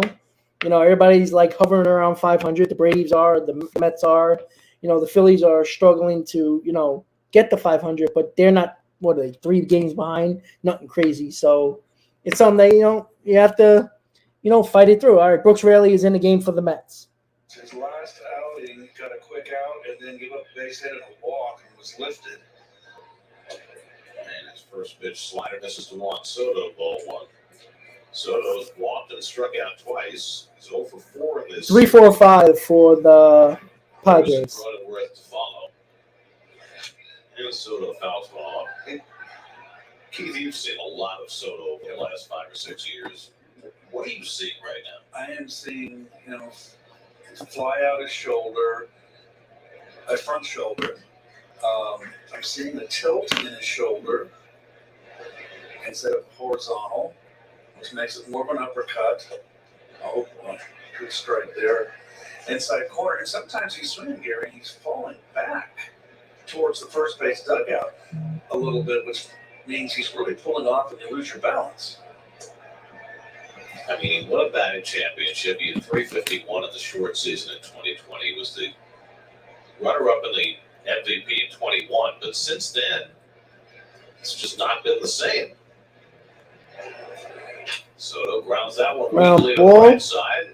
McNeil comes in to get 1 out.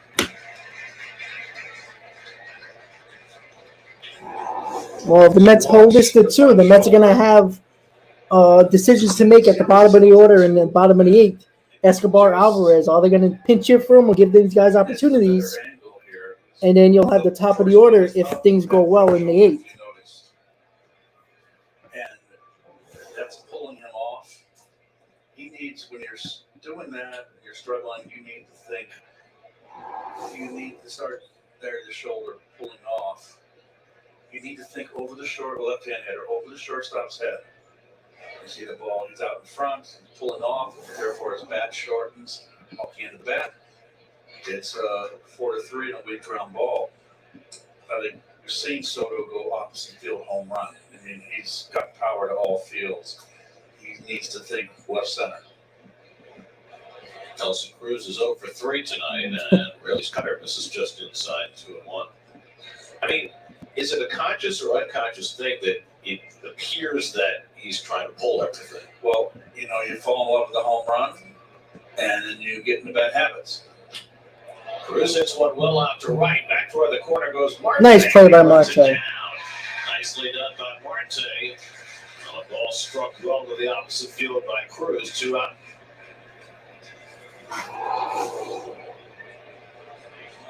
Marte solid out there defensively.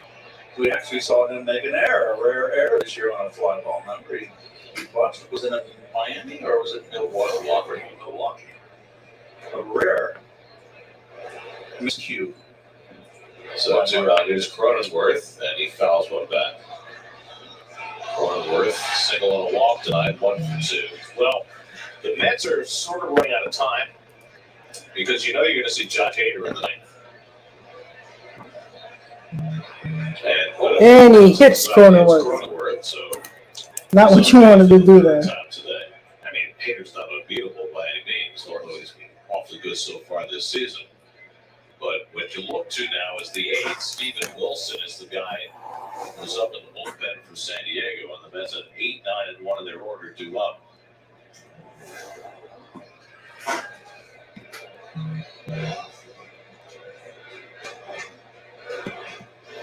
And you know what Steven Wilson brings to the tip? The hybrid slider cutter. The 2 consonants are what the D's? It's a slugger. Oh. The call strike to Kemp out there, 1. Oh, Brooks. He got a base hit, stole the base in the 6th, 1 for 2 and a sacrifice.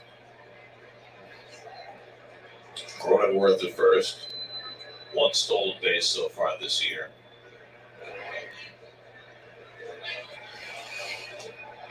Oh. And really missed away with the changeup. And it's 1-1. Miami's beating Philadelphia 8-3 tonight. Rise, who was impressed us so much in the early season in those 7 games against the Marlins, just hit for the cycle tonight in Philadelphia. Wow. That is the Luis Arias hit the cycle for the cycle tonight against Philly. This is their 31st season.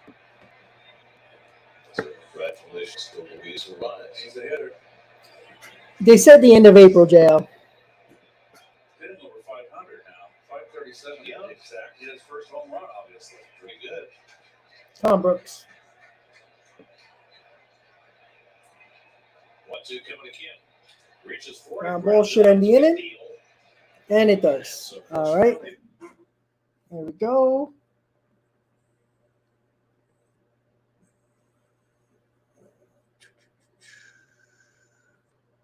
Sorry about that, guys. I'm going to fix my scorecard and finish it up.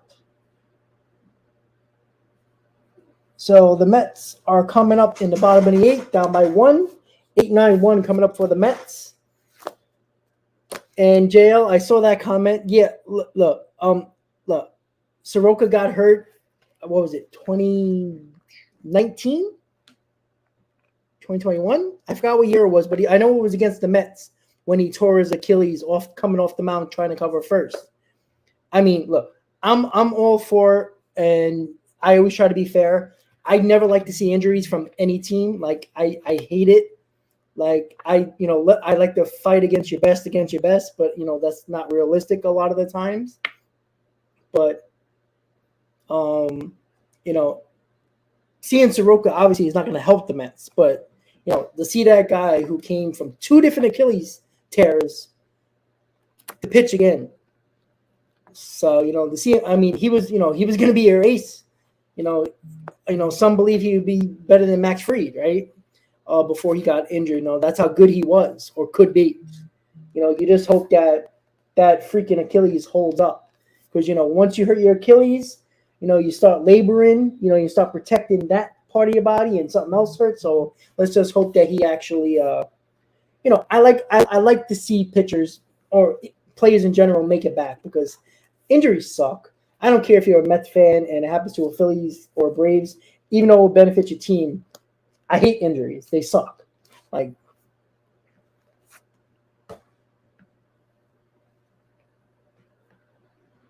Well, it's good that he pitched. All right, so here we go.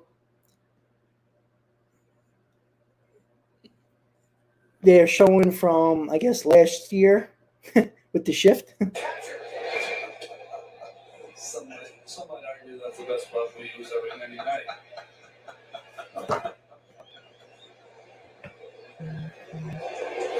Oh, we got a bug on the camera again.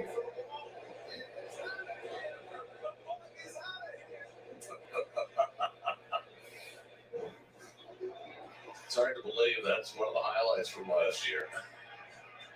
All right, Escobar is hitting. Escobar leads off against Steven Wilson and takes fastball too high for ball one. Let's get it started, guys. Come on. Let's get a Let's Go Mets in the chant, guys. Let's go. Brent Honeywell and Luis Garcia each threw a scoreless inning behind Ryan Weathers. Mets have managed just 4 hits tonight. Escobar is 0 for 2. Francisco Alvarez on deck, and then Brandon Nimmo. Good eye, good eye. Escobar hasn't been hitting, and there's no excuses for him. But the last 2 days, he's put together better at bats. He's not swinging at first pitches, working the count, not getting hits, but his eye is getting a little better at the plate. Ball 3. All right, there you go. If 11-0 at Tampa Bay. If Escobar gets on, Tim Locastro is probably going to run for him. All right, as well as clearly going to take a pitch here. 3-0 to Escobar. That's down by a run in the 8th. And Wilson picks off the inside corner, and it's 3-1. Alien, I think Musgrove is upset too because he loved the pitch against the Mets right now at Citi Field. All right, Eddie, let's go. Don't count. Hitters count here. 3-1 to Escobar. Ball 4. All right. Good at bat. There we go.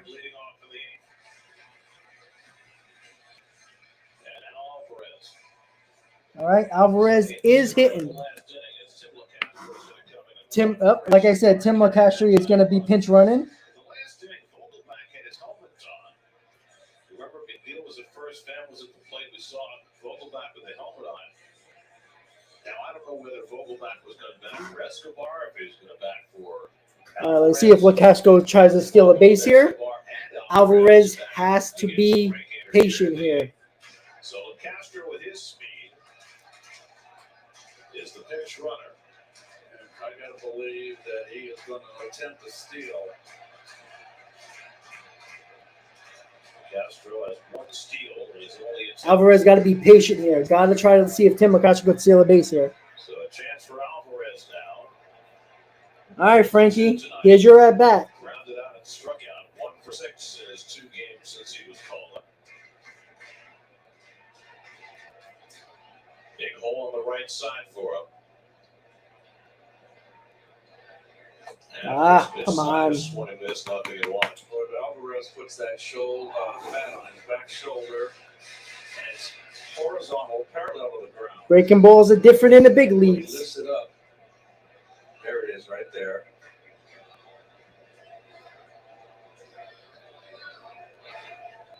Castro takes off, swung and missed.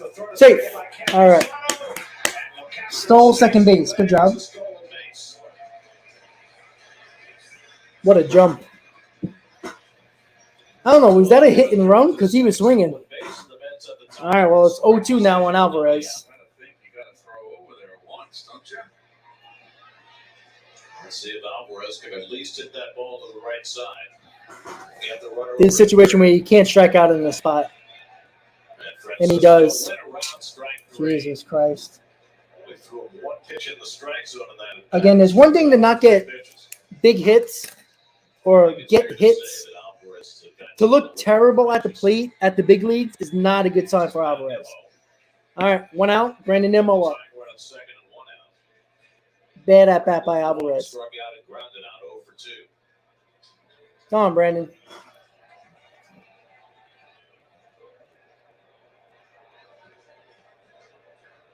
And Nimmo takes fastball low and in for ball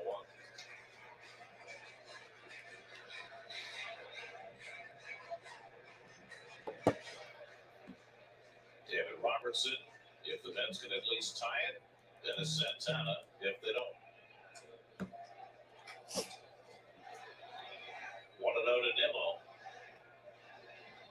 And the breaking ball in for a strike. That's a nice backdoor slider. And I would just like the at-bats are bad. That's a struggling in that area early in the season. Get a big hit here to get the game time. Good eye. Good eye, Brandon. Good eye. Good eye. The tough one to lay off right now. It's a big take. Now it's 2-1 instead of 1-2. Starling Marte on deck. Nobody up behind Wilson in the bullpen. They save Hader for exclusively the 9th inning.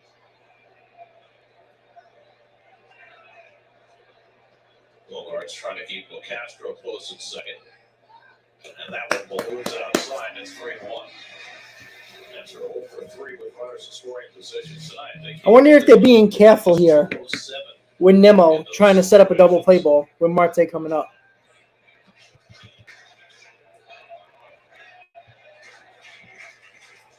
So now Brandon with a 3-1 advantage. Ball 4. All right. For the second time tonight. Second walk in the inning for Wilson. And there are 2 men aboard for Marte. All right. Well, you got what you wanted here. All right. Pitcher's visit. At the mound. Studs, listen.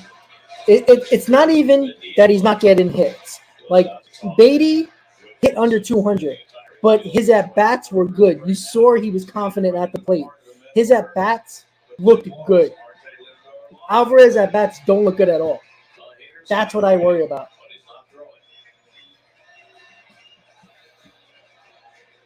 This is the issue that the Padres have right now. This inning should be Robert Suarez, but Suarez is on the injured list right now. And so it's been a chore for Bob Melvin to piece it together. Once again, guys, if you're just tuning in, Mets have first and second, 1 out. Bottom of the 8th, 2-1 Padres. Just tuning in, please hit on that like button. Let's get a Let's Go Mets chant in the chat right now. Marte is up with 2 men on. Mets got the guys in the order up that they want. Yeah, definitely over anxious. But you know what? I want to see better from a number 1 overall prospect. I'm not saying bat 350, but put good at-bats together. He's swinging at everything. All right, Starling, come on. Second base, up the middle. Castro at second, Nimmo at first with 1 out. Marte watches one on the corner for a strike, 0-1.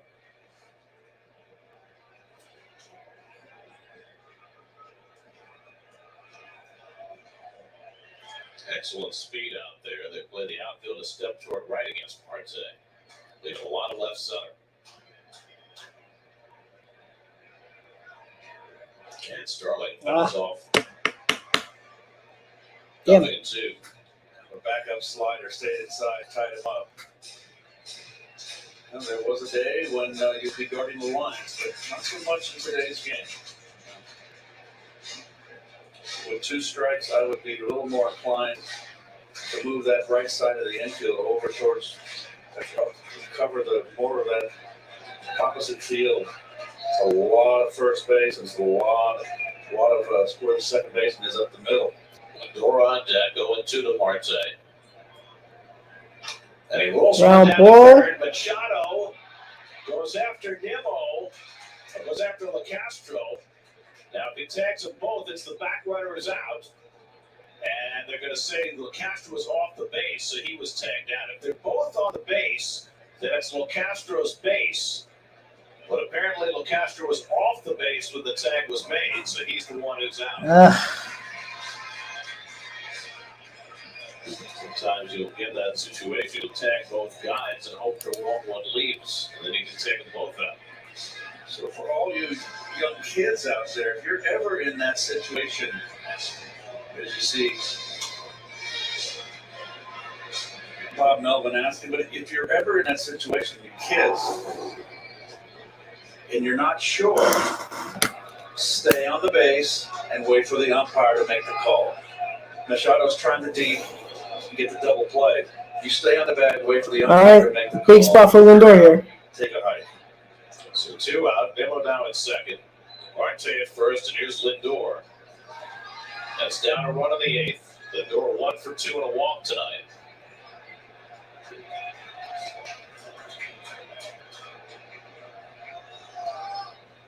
And Francisco swings That was the misses a pitch. fastball. God damn it. I think this is a good matchup for Lindor.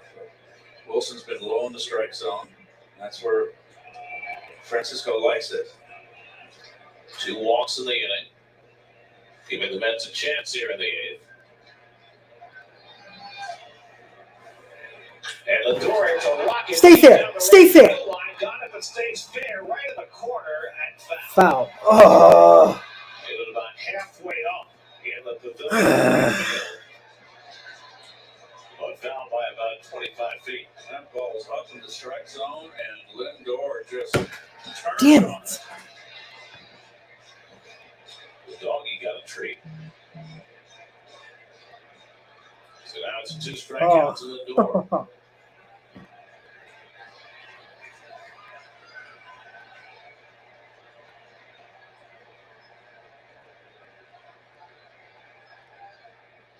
And that Oh, swung and missed. Or was it fouled? Foul ball.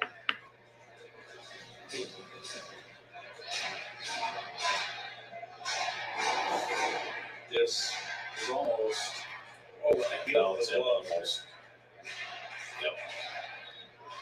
Almost a foul tip, 3rd strike. So Lindor stays alive by that margin.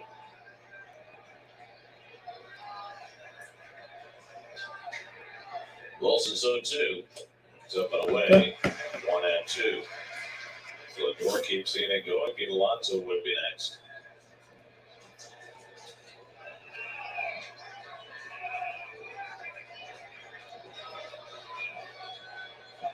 Steven Wilson has thrown 20 pitches in this inning. 2 on and 2 out. And Lindor chases a slider out of the.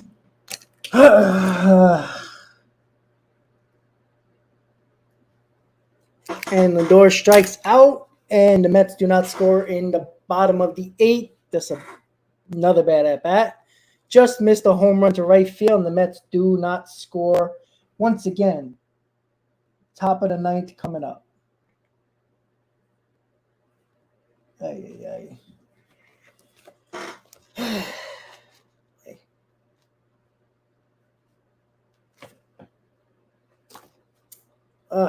That was rough.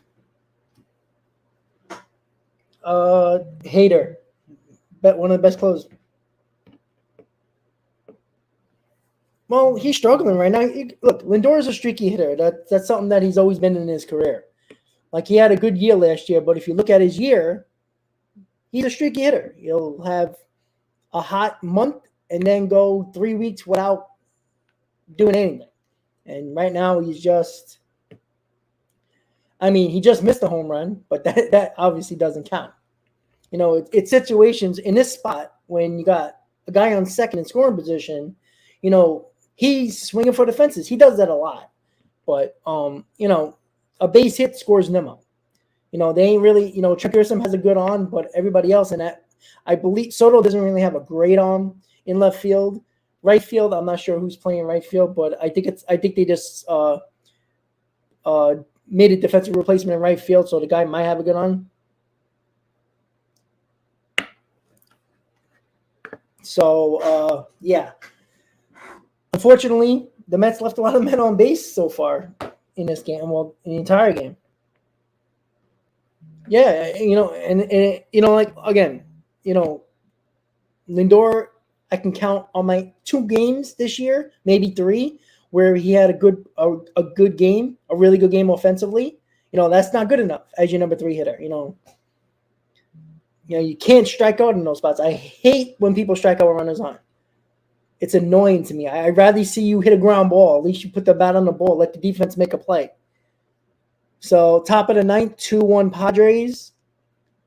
See if the Mets can hold it to 2 and maybe get a chance against against Hader with Alonso leading off. Will pitch the top of the 9th against the lower third of the order. Santana's walks are a bit an issue. His Nissan numbers. This last outing against Miami Sunday, he loaded the bases in his inning, but got through it. This was And that's going to be a double. Campusano's killing us today. Campusano, and he's in the second base for the leadoff double.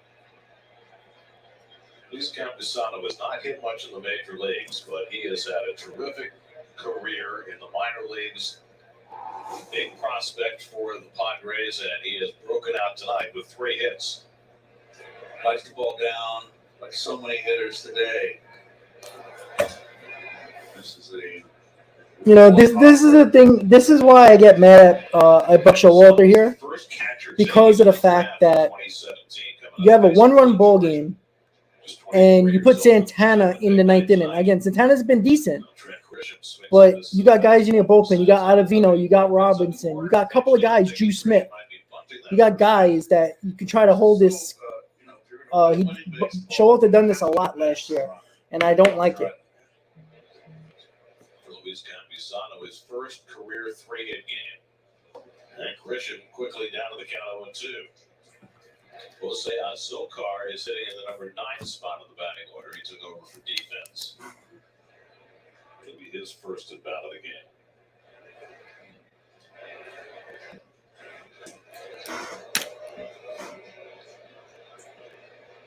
Santana and on Grisham 0-2. And Grisham pops it up on the left side. Pops it up. Yorme gives ground. 1 out. And puts it away for the first down. So Grisham fails to advance the runner. And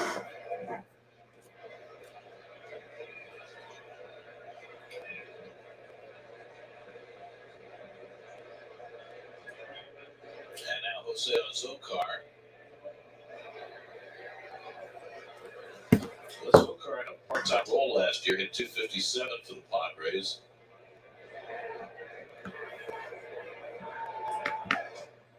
For 18 so far this year, but takes a strike.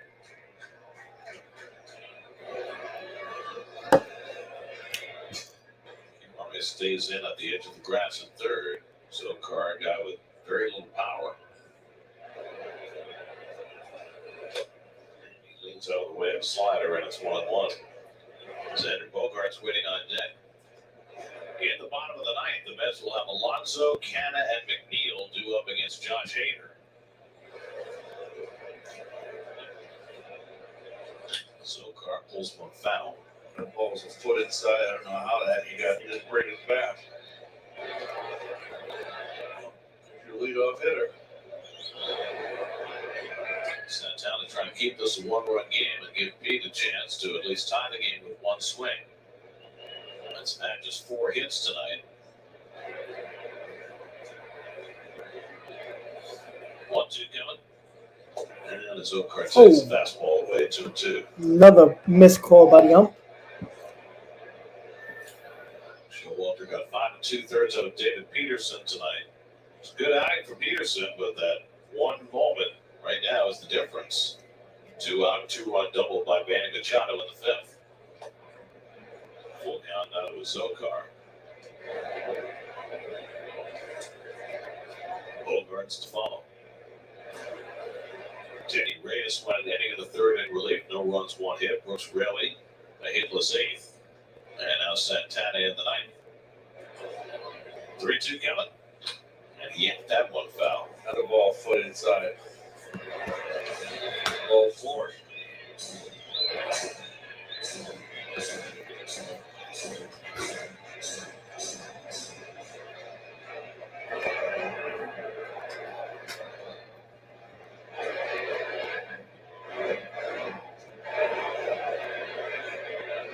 Again, the 3-2. Nice struck him out with pitch. a breaking ball. Good job. So there are 2 out. Santana's first strikeout. Actually, change up here, and a good one. With that late sink way out in front. So a leadoff double by Campusano. He's still stuck at second with 2 out. Here's Xander Bogaerts, who had an infield hit his last time up. 1 for 4 on the night. Atkins hit the ball on the ground 4 times in a row. Off the hit by Alonso in the 5th.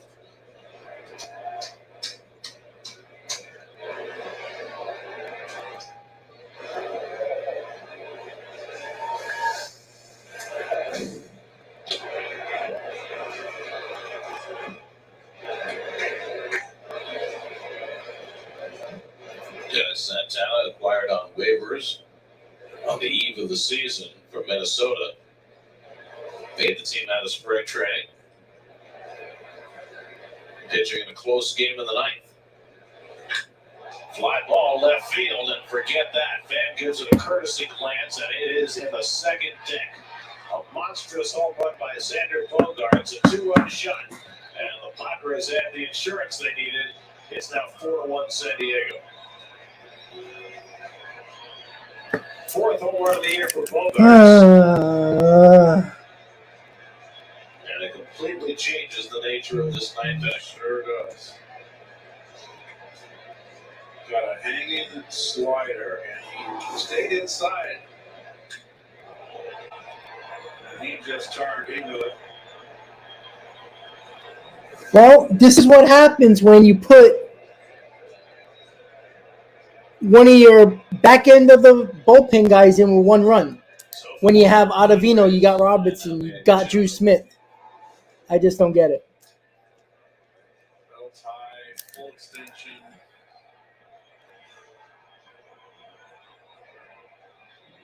First home run of this series for either team.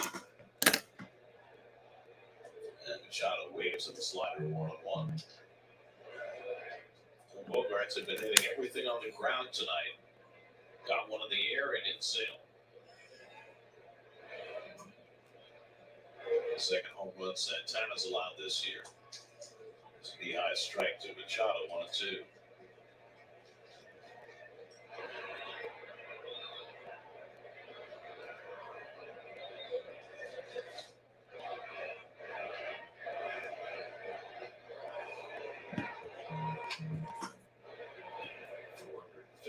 Feet off the bat of Bogaerts.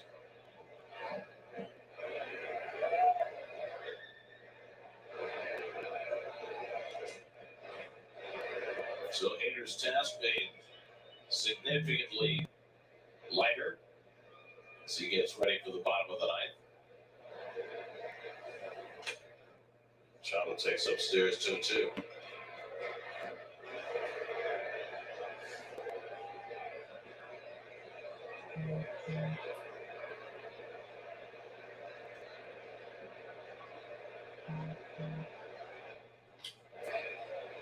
Lindor to his left, sweeps that one up, and throws out Machado to end the inning with damage done.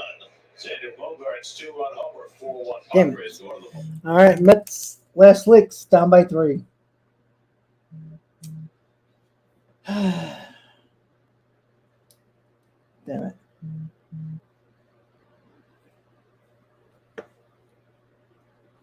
Oh. But that's what Buck did this so many times, and he did it a lot in September. 1-2-run ball games, you put the guys in the back of your bullpen in this spot. I just don't get it. Like this is a game where a 2-1 ball game where I do everything you can to win this game. You win the series, and then tomorrow you see what happens. If you got to use Santana or Reyes, I get it. But in this situation, I just don't understand it. I just don't. Not when you have Ottavino, Robinson, Drew Smith in the bullpen that you could have used. I just don't get it. Like, I rather do everything you can to win this ball game and go into tomorrow, having Santana available. Makes no sense. But I've been killing Buck for many, many times last year, and he didn't do it a lot this year already. And this is the first time where I just didn't agree with him here. It made no sense to put Santana in the ninth inning here. You got a one-run ball game. Put one of your best bullpen arms out there. Keep it a one-run lead so you give your team a chance in the ninth to at least try to come back. I just don't get it.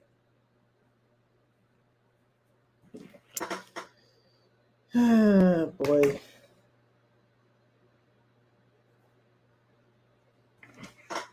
All right, so the Mets are going to try to do something against Josh Hader with a 3-run lead.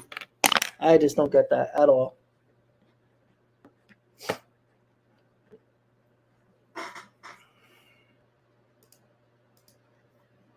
All right, Josh Hader on the mound. Here we go. Hader is on to try and protect a 3-run lead in the bottom of the ninth. I can only remember the one lost save opportunity that the Mets jumped on him as a Brewer, but you can see he has been lights out. He's been lights out against most anybody, the all-star closer. That was 2 years ago. That year, Hader saved 34 out of 35 for the Brewers. His only blown save came against the Mets right before the All-Star break in 2021.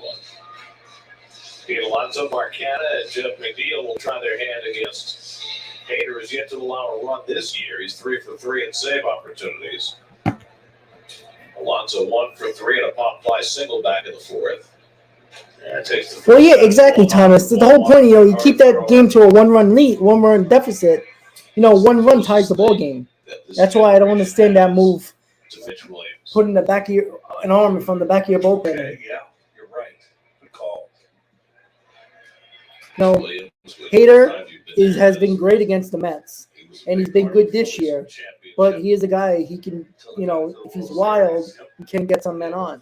But game-winning home run to Joe Carter in Game 6. 1993. 2-1 to Alonso.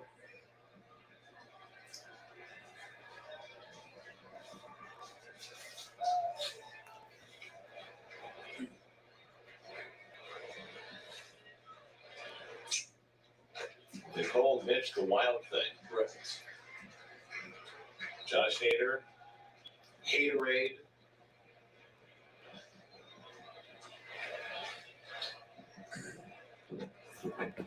Versus the polar bear. That was a pitch for him to hit, and he fouled it off.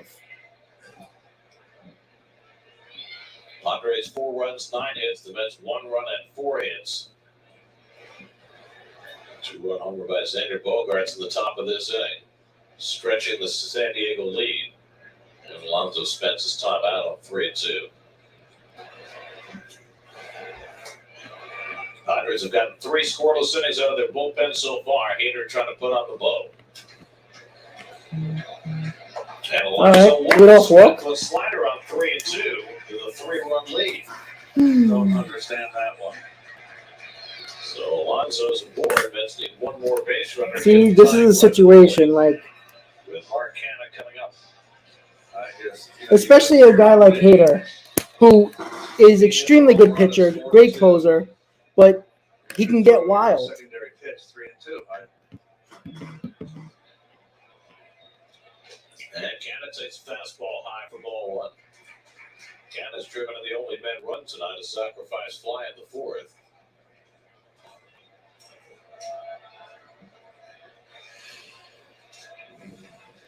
Hader will have his spates of wildness, and we're seeing it right now. Behind Canada. Come on. Last year, after coming over to the Padres, he really struggled. Averaged over 5 walks per 9 innings. There's a strike. In fact, his ERA in 19 games for San Diego after the trade was 7.31. He had not been pitching well right before the trade either for the Brewers. But he's gotten off to a fast start this year. And Canada fouls back to 96-mile-an-hour fastball, and it's 2-2. Thomas, I agree. I love the 7-line flag, by the way. First game up in 2017. It's your icon. Let's go with the rally caps right now, all right, guys? There we go. In Milwaukee. He saved a career high at 37 that year. 2-2 coming to Canada. And the fastball up and away, full count. Well, pleasure. A one-run rally is not really a rally. Anything multiple runs is a rally. So, all right. So, Hater Wild here. The Mets can get the tying run to the plate if Cannon gets on here. 3-2 coming. And a pop-up behind first base. Go foul. Drop. Right into the stands, and it goes off the screen. That might have been. That looked like it was ball 4. But you gotta stay on it.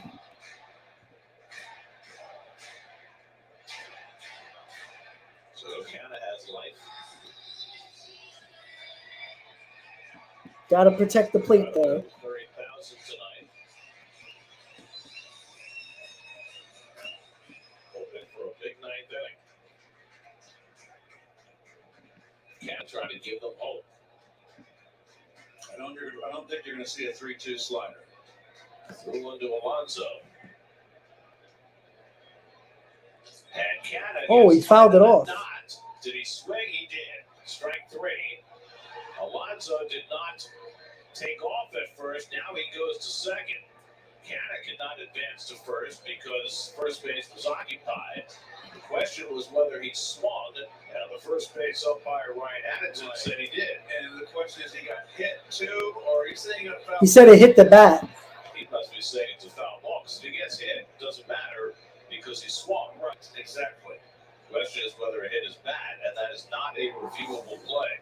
So let's see. Did it hit his bat? No. Did not appear. Hit his elbow. Yeah, he struck out. It hit his elbow, I thought. But if he swung, it doesn't matter. If he swung, he's out. That's right. And that's a swing. A swing is a swing, whether you get hit or not. So it definitely hit him, but that's negated by the swing. Reviewable? And it's a dead ball, which means that Alonso can't advance. Correct. It is not a reviewable play. Hit by a pitch is a reviewable play, but swinging strike, not reviewable. And the fact that it hit him is moot because he swung. It is a swing. Clearly a swing. Certainly seemed like the right call. This ball ran inside. It was way inside ball 4. That was a bad pitch to swing at. Not sure which part of this play is in dispute because the first base umpire said he swung, and that should be the end of the call. It did hit him, which means the ball is dead, which means that Alonso can't advance.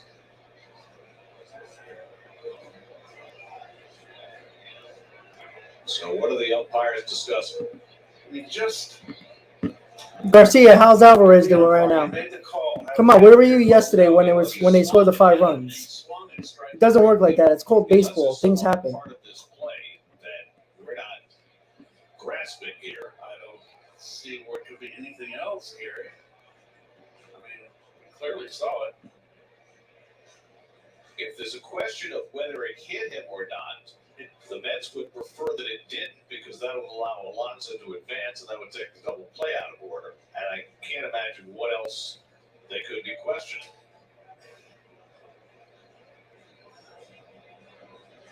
That's Barksdale on the left is the crew chief.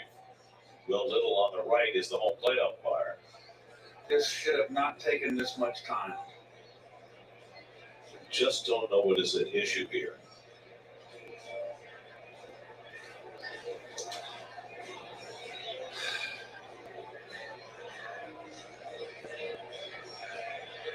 I mean, Hader's out there and he wants to pitch.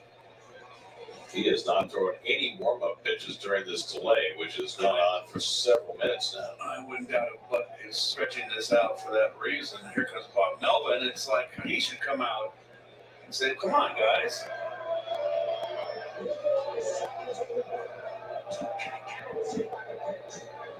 But it doesn't matter if the batter was hit by a pitch, unless the question is whether Alonso's allowed to advance. Alonso's back on first base. He's got to be on first base because once it hits Canna, which it did, it's a dead ball and the runner can't advance. But the fact that Addington, the first base umpire, said he swung negates the fact that it hit him in terms of Canna's at bat. I mean, clearly swung.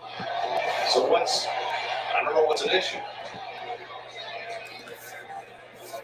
So the Mets Garcia, no team is going to do that unless there's injuries. It's not. You're not going to do that. That's the only thing that could possibly be an issue. So The umpire said what they're reviewing is whether they're reviewing the hit by pitch, but he swung. So I don't know what they're doing, strike three. unless they decided that they don't. I don't know. I don't know what's going on, but we'll see what's happening here. That should not be going on here. 6 minutes is the last pitch. All right, here we go. Here, Lance Barstow. Come on, Lance.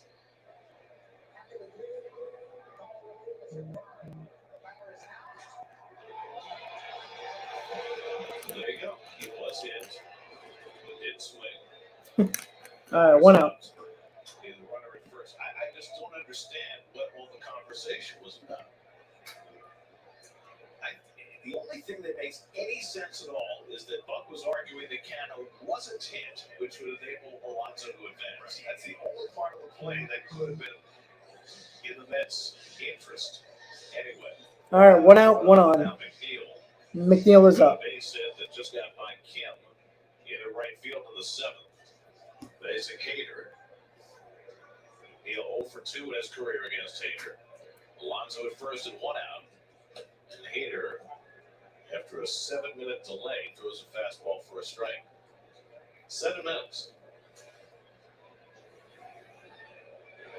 Cronenworth play behind Alonso at first to give him some depth against McNeil. And Jeff takes fastball low, ball on the strike. Tommy Pham is the on-deck batter. Keep in mind that behind Pham is Luis Guillorme, and that's why Tomas Nido has a bat. He would bat for Guillorme to give him a right-handed bat against Hader. And the slider in the dirt. So Hader has I know, Garcia, I know. strikes with his slider. 7-minute delay, which I think a little bit of theater by Buck, but wise. He had Hader who was struggling to throw strikes the first 2 batters. 7-minute delay. Just need another base runner to get the tying run to bat. And McNeil takes up high. Now it's 3-1. You know, if you don't swing at the pitches, Hader's not throwing strikes. Hader's run a 3-ball count. McNeil gets on here. Tying run gets to the plate. Ball four. Come on. And the Mets will get the tying run to bat. Second straight inning that a Padres reliever has walked 2. Wilson walked a pair, got out of trouble in the 8th. And now Hader has walked 2 in the 9th. And Pham Pham will come to bat. Pham is coming to the plate. Tying run. And Ruben Niebla, the pitching coach, will go out to talk to Hader. And Hader has this with his fastball up in the strike zone, out of the strike zone up, and his breaking ball has been pounded in the dirt.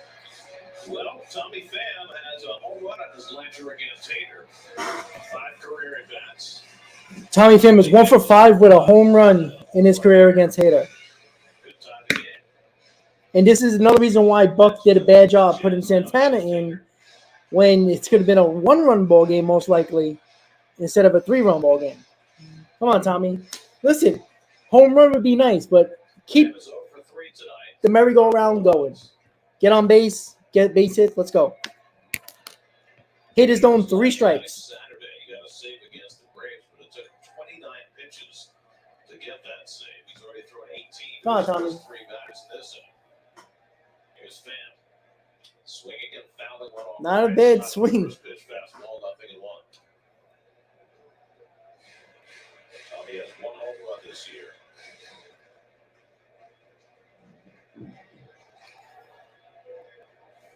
Ryan Weathers, interested observer. Hoping Hader can get the final 2 outs and get it and win. Good eye, good eye. Takes the fastball upstairs. 1-1. Every pitch for Hader has been up.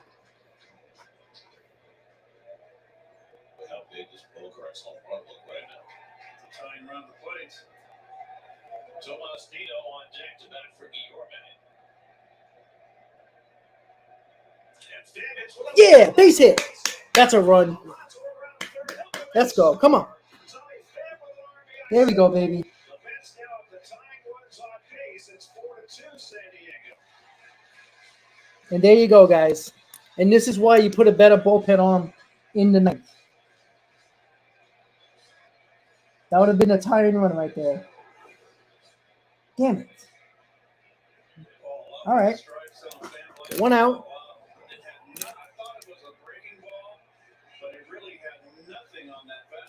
All right. Tomas Nido is pinch hitting.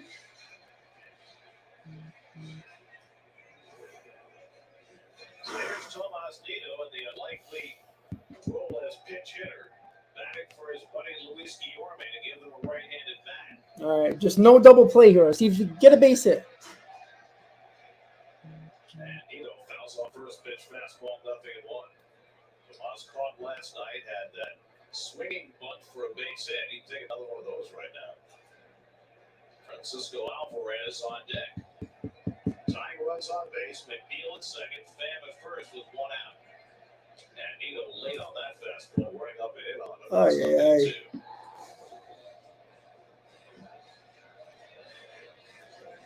If I'm a hater, I'm not throwing anything but a fastball, let her high, because Nido can't hit that. The runners go, and Tomas hits one back to the mound. Hader thought about second, but then wisely throws to first. McNeil and Pham were in motion on an 0-2 pitch to Nido, and that advances the tying run into scoring position. We got the tying run in scoring position with Alvarez. What a base hit to tie it with Francisco Wow. Alvarez coming up. That is very, very riverboat gambler. Wow. No, Hader doesn't spend Come on, Frankie. Base hit, baby. That's all you need to tie the game. Alvarez, a base hit to tie it. And Alvarez asked for time before a pitch is thrown. Francisco tonight has gone 0 for 3. Hasn't looked good at the plate so far. Another opportunity for Alvarez with men on. 7 at-bats since his call-up.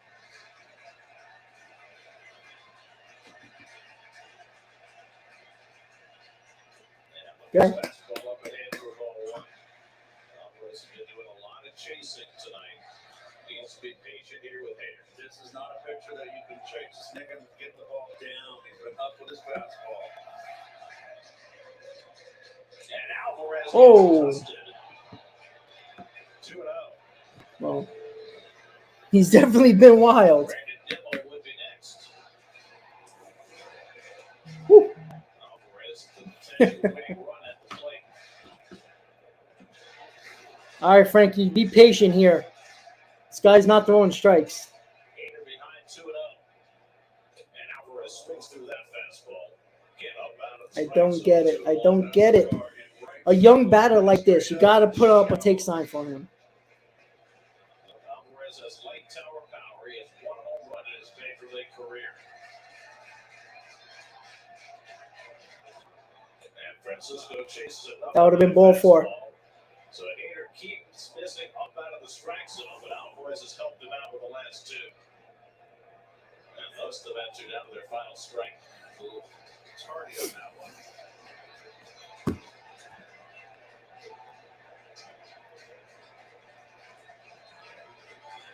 And Alvarez fouled that one back. Another high fastball. Good cut on that one. Josh Hader threw 29 pitches Saturday against the Braves to get a save. He's about to throw his 30th pitch in this night there.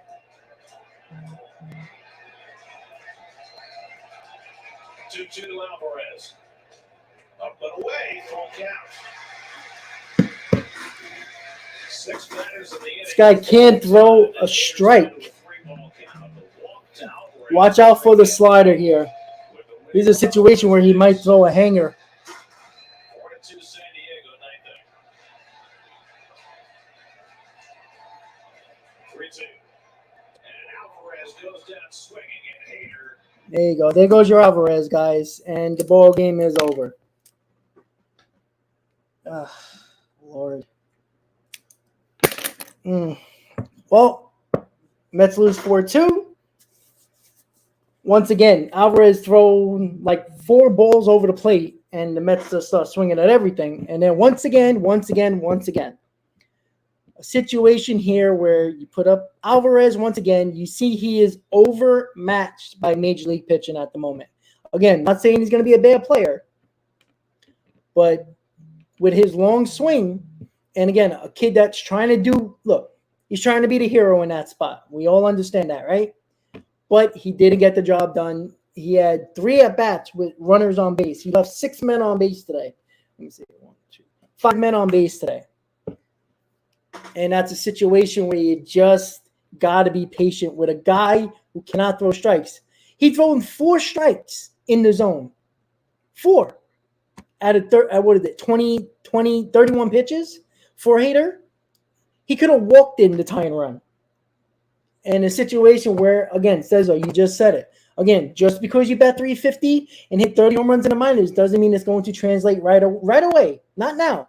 Right away in the majors. And it just looked at, he's been overmatched. And it becomes back to the same issue once again with Alvarez, is the fact that he can be a good hitter in the future, but it doesn't mean that he can do it right now. And he's been overmatched.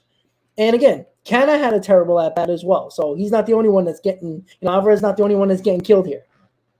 And again, this goes back before the bottom of the ninth, why Buck Showalter put Santana in a 1-run ball game. When you have Smith, Robinson, and Ottavino, you got to keep that ball game to closer.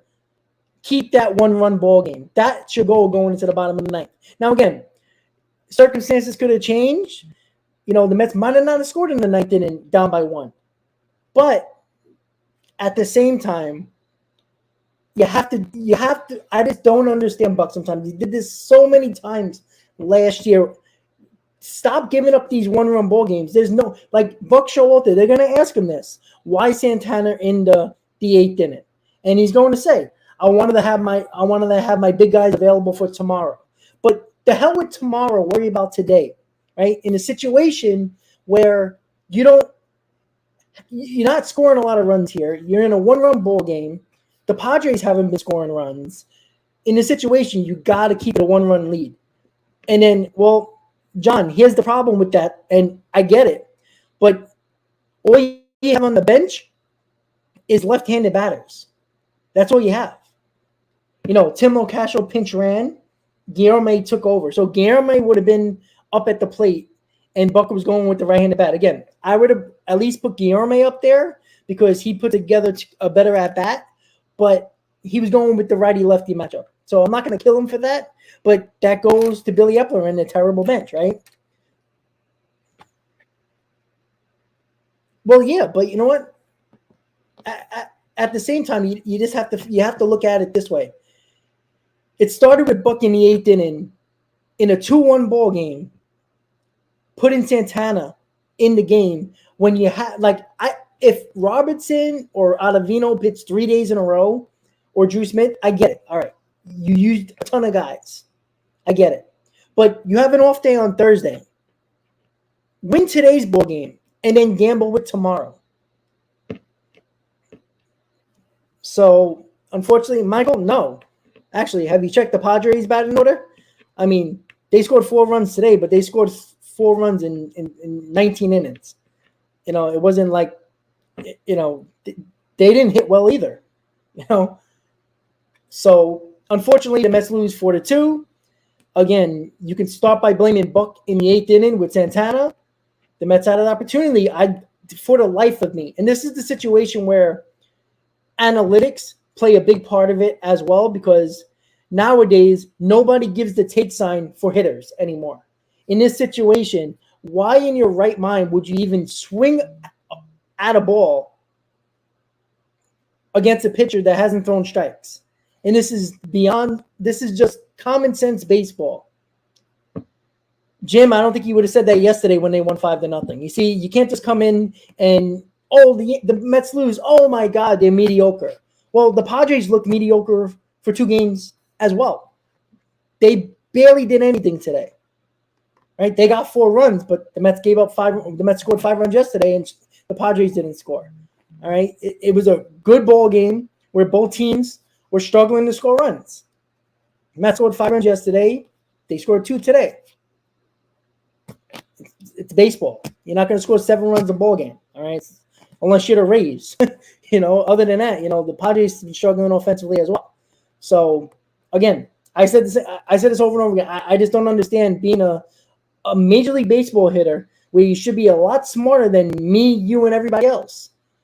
In that situation, when you know Hader is not throwing strikes, I am not taking the shoulder off my bat until he throws a pitch down the middle or throws a pitch for a strike. He didn't do it. Every pitch was up. Look at he threw 31 pitches. I guarantee you about 29 of them were out of the strike zone and up. That's and in the situation with Francisco Alvarez, knowing that he's going to be aggressive in that spot, Bucks gotta put a hold sign on him. Let him throw a strike first. And he swung at every ball out of the strike zone. So with that said, Mets lose 4-2. Tomorrow is the rubber game, day game, 1 p.m.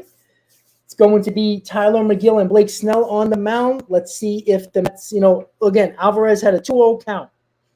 And swinging on 2-0 makes no sense to me. You got Brandon Nimmo coming up, who is one of the better on-base guys on the team. And that's a situation where Buck 2-0 needs to give Alvarez the take sign. Well, Scully, I'm not worried about it. It's a game or two here and there when it comes to the division. The point is you take care of your own business and worry about everybody else after that, right? Unfortunately, you got an aggressive hitter up there where you don't give a take sign to a kid that has an at bat 2-0. Makes no sense to me, but that's analytics that tells you don't even give signs anymore. So with that said, Mets lose 4-2. Rubber game tomorrow, 1:10 p.m. If I go to the game, obviously I'm not going to do a stream. If I don't go to the game, I'll do a stream. So look out for a stream or no stream. But unfortunately, the offense wasn't there for the Mets. They had numerous opportunities to score a bunch of runs today, but they did not get the job done. So tomorrow, still got an opportunity to take 2 out of 3 against the Padres. That's where you got to focus on tomorrow. This game's done. It's over with. Frustrating, but brush the shoulders off. Play tomorrow. Tyler McGill has pitched 2 very good games for the season so far. See if he can pitch a third one against the Padres. Again, they just showed that the Mets are 1 for 8 runs the scoring position space. You're not going to win a lot of ball games having 1 for 8, but the Mets still had a chance to win because of their pitching. Right? Let's just take the series tomorrow. All you got to do is take series. No matter how you win the series, take the series. If you take 2 out of 3 going to the West Coast, you'll be, 7-6 going on the West Coast. You got games against Oakland. Opportunity to win some ball games there. So with that said, everybody have a great night. Mets lose 4-2. Rubber game tomorrow. McGill, Snell on the mound for both respective teams. I'll see everybody tomorrow either in the YouTube short, talk about the lineups, or doing a live stream for the game. Everybody have a great night. As always, let's go Mets. See you next time, guys.